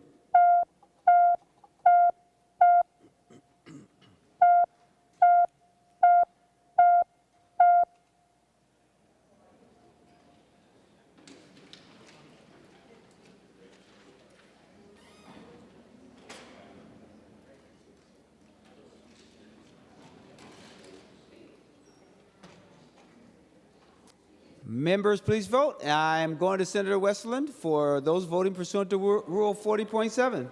Thank you, Mr. President. Senator Carlson votes aye. Senator Carlson votes aye. Senator Marty votes aye. Senator Marty votes aye. Senator Port votes aye. Senator Port votes aye. Senator Rest votes aye. Senator Rest votes aye. Senator Zhang votes aye. Senator Zhang votes aye.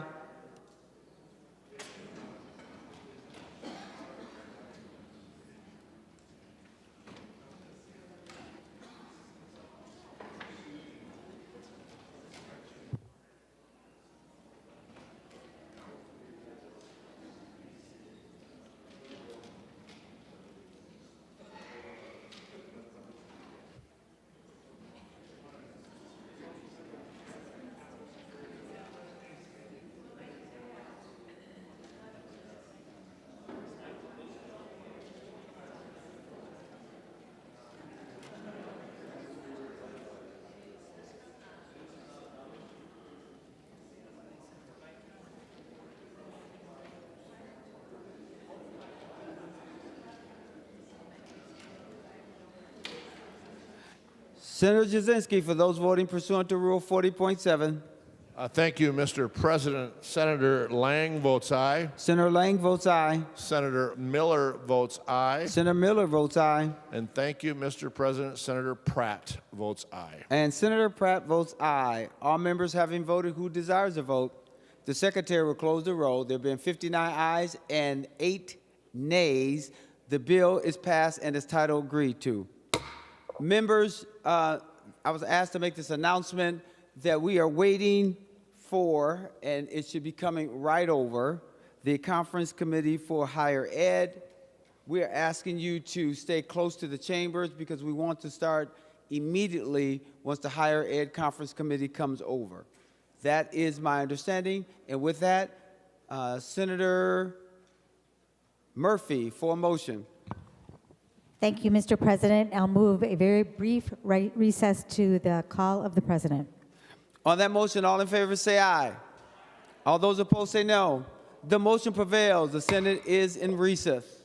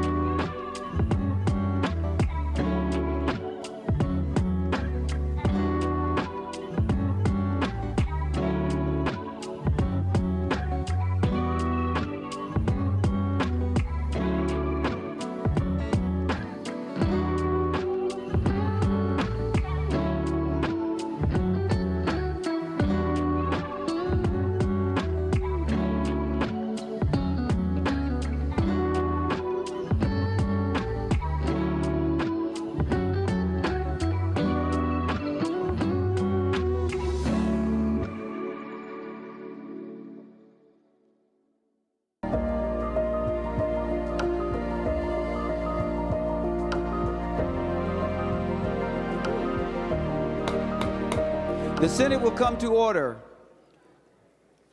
Members, we are now going to the Conference Committee report for Higher Ed. Oh, you want me to read this? This little sheet of paper. Okay. Remaining under the order of business and motions and resolutions, we'll revert to the third order of business. Messages from the House. The Secretary will read the message. Mr. President, I have the honor to announce that the House has adopted the recommendation and report of the Conference Committee on House File Number 4252 and repassed said bill in accordance with the report of the committee, so adopted. House File Number 4252, a bill for an act relating to higher education. House File Number 4252 is herewith transmitted to the Senate. Signed, Patrick Duffy Murphy, Chief Clerk, House of Representatives. I'll now call on Senator Fateh for a motion. Senator Fateh. Thank you, Mr. President. I move that the foregoing recommendations and Conference Committee report on HF 4252 be now adopted and that the bill be repassed as amended by the Conference Committee. Senator Fateh, to that motion, will you explain what was done in the Conference Committee, the differences in the bill? Thank you, Mr. President. Is this the full statement that I'm supposed to make or just the changes? No, Senator Fateh, you've now made the motion. Yes. Now you got to tell us Just the Yeah, changes. just the changes. Awesome. Thank you so much, Mr. President. There's $3 million for fraud prevention at Mint State, $5,000 for tree restoration at Bemidji State University, which was damaged by a major storm. We had a shortfall for FIG. Previously, we funded it at $570,000. We took money from some of the software from the $3 million, the $5 million, $4.5 million, and we took $1.5 million from that, and we used that to address the shortfall. And so those are just some of the changes. There were some Senate positions that were not accepted by the House. They include Senator Dames' OPM extension bill. There was half of Senator Mann's bill on the medical school curriculum that was accepted. The House did not accept Senator Umar Verbain's provision to update our college attainment goals. And finally, while there seemed to be broad agreement on the region process, we did not reach agreement on that. Members, any discussions or questions for Senator Fateh on the motion to adopt the conference committee report? Seeing none to that motion, all in favor say aye. All those opposed say no. The motion prevails. The Secretary will give the bill its third reading. House File Number 4252, a bill for an act relating to higher education, modifying student aid reporting requirements, etc. Third reading. Any other discussion before we go for final passage? Senator Abler. Thank you, Mr. President. You don't have to read very far into this bill to read one of the most amazing elements of this bill. We talked about, and on a voice vote adopted, I think unanimously, that we thought that students should not pay for athletes that are going to get paid.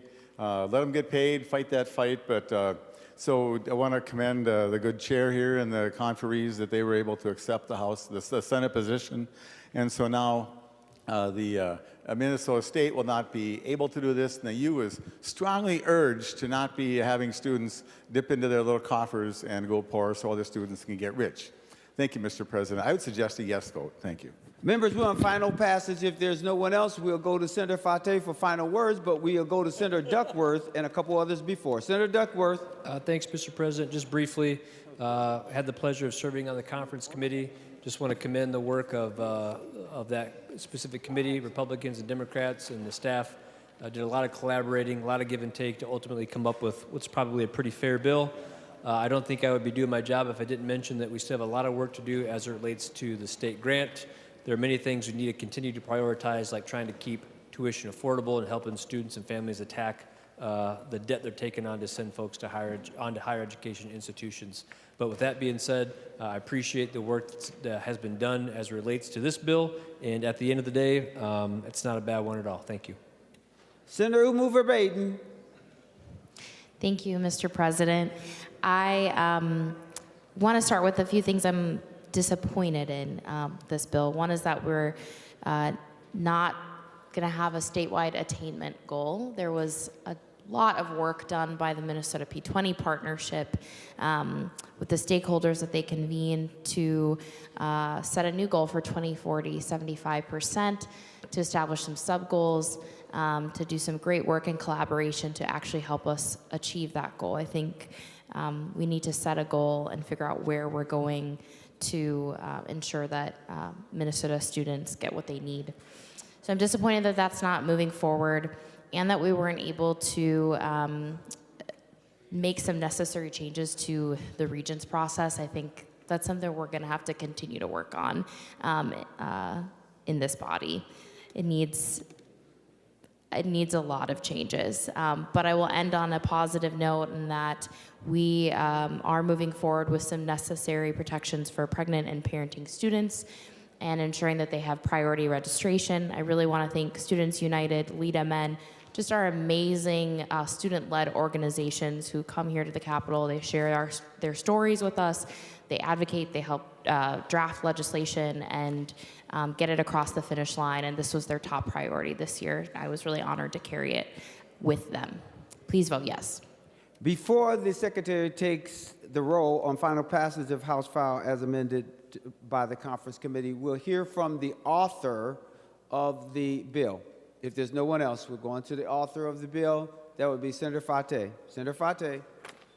Thank you, Mr. President. And when we were talking about some of the changes, I forgot one of them, which was Senator Duckworth provision, which requires our institutions to notify students clearly when courses are developmental, meaning that they won't get, it won't count towards as credit for their graduation.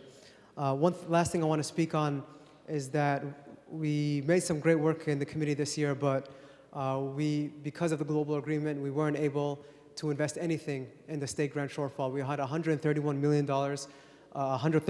shortfall, and that was due to the fact that more students were taking advantage of Minnesota being a generous state, our college doors being open and accessible for everyone. We've seen, after over a decade of a declining enrollment, finally reversing course and seeing an uptick in all of our colleges, Min-State, private colleges, U of M. And so it's heartbreaking to see that we had $0 going to that, which means that students will be losing thousands of dollars on average in their awards, especially disproportionately impacting our lower income students. And so my hope is that we come back next year and do more positive work to make sure that we're not holding those students to harm, because a lot of students, such as our freshmen, have entered these colleges with the hopes of being covered, but now we're kind of pulling the rug under them, and that's very unfortunate. So there's still very good provisions in this bill, some really good work that was done by both sides. A lot of the provisions are bipartisan. I want to briefly thank all the staff that helped make this happen: my committee administrator, Chris Meyer, my LA, Nikhil Saxena, our researcher, Haley Bloom-Peterson, our legal counsel, Louis Hunter, fiscal staff, Erica Bird, our pages, Sunny, Paige, and Jillian, the staff at OHE, especially Andrew Wold, Wendy Robinson, Nikki Oliver, Commissioner Olson, who is the best commissioner of all the departments, all the staff at the University of Minnesota, private colleges, and Min-State, especially my buddy Bernie Oman, IFO, MSCF, Students United, USG. The students really led a lot of these conversations, Lida Men, and a whole host of others. And so I want to say thank you, Mr. President. I want to thank our ranking member, Senator Duckworth, Senator Farnsworth, Utke, and Heinzman, as well as Putnam, Umar Verbain, Clark, and Kupek. And so thank you so much. I urge a green vote. The Secretary will take the roll on final passage of House File 4252. Members, please vote.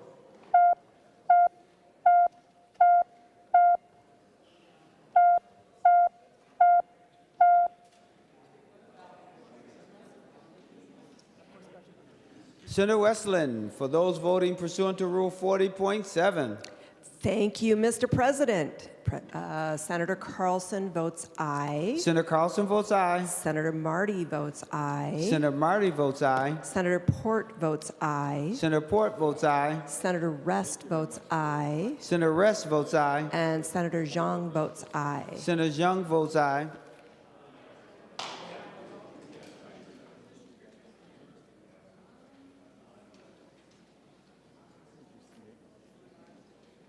Senator Liskey, are you doing the remote voters?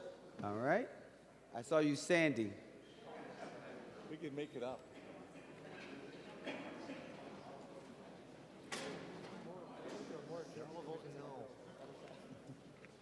Members, remember we're not supposed to be at other people's desks. The teacher seems to not be getting the lesson.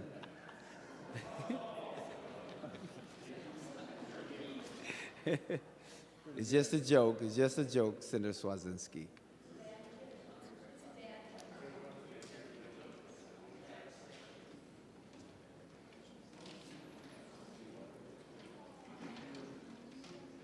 Senator Cwodzinski, you ready yet? He's still waiting for some others. Once you're ready, please feel free to chime in.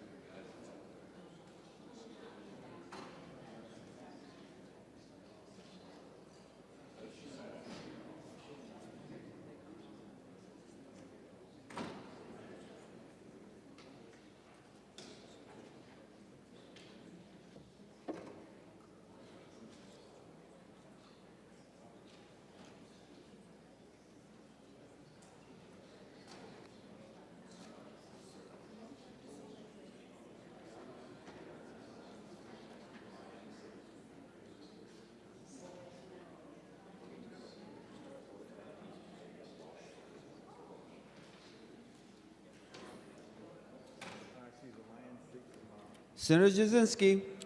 Thank you, Mr. President. Senator Johnson votes aye. Senator Johnson votes aye. Senator Lang votes aye. Senator Lang votes aye. Senator Miller votes aye. Senator Miller votes aye. Thank you, Mr. President. Senator Pratt votes aye. And Senator Pratt votes aye. All members having voted who desires to vote, the Secretary will close the roll. There being 52 ayes and 14 noes, the bill is passed and its title agreed to.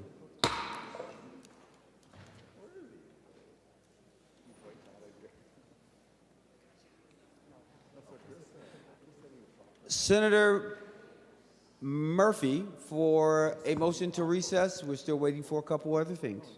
Thank you, Mr. President. I am going to call a recess to the call of the president. Members will have a skeleton crew come back just to do a little final work, appointing a conference committee. And with that, Mr. President. Senator Friends. Thank you, Mr. President. Members, the Finance Committee will meet 15 minutes after adjournment. That's in G15 at the Capitol. Thank you, Mr. President. Members, because we only need a skeleton crew coming back, if you have any announcements, now is the time to make the announcements. And Senator Murphy, for those folks who will not be back tonight, would you like to tell them what time we're going to report tomorrow? Thank you, Mr. President. Tomorrow we'll begin our day at noon. Any other announcements of Senate interest? Even though we're not on the 13th order of business, I'm just asking for any announcements. All right, to Senator Murphy's motion, all in favor say aye. Aye. All those opposed say no. The motion prevails. The Senate is now in recess to the call of the President.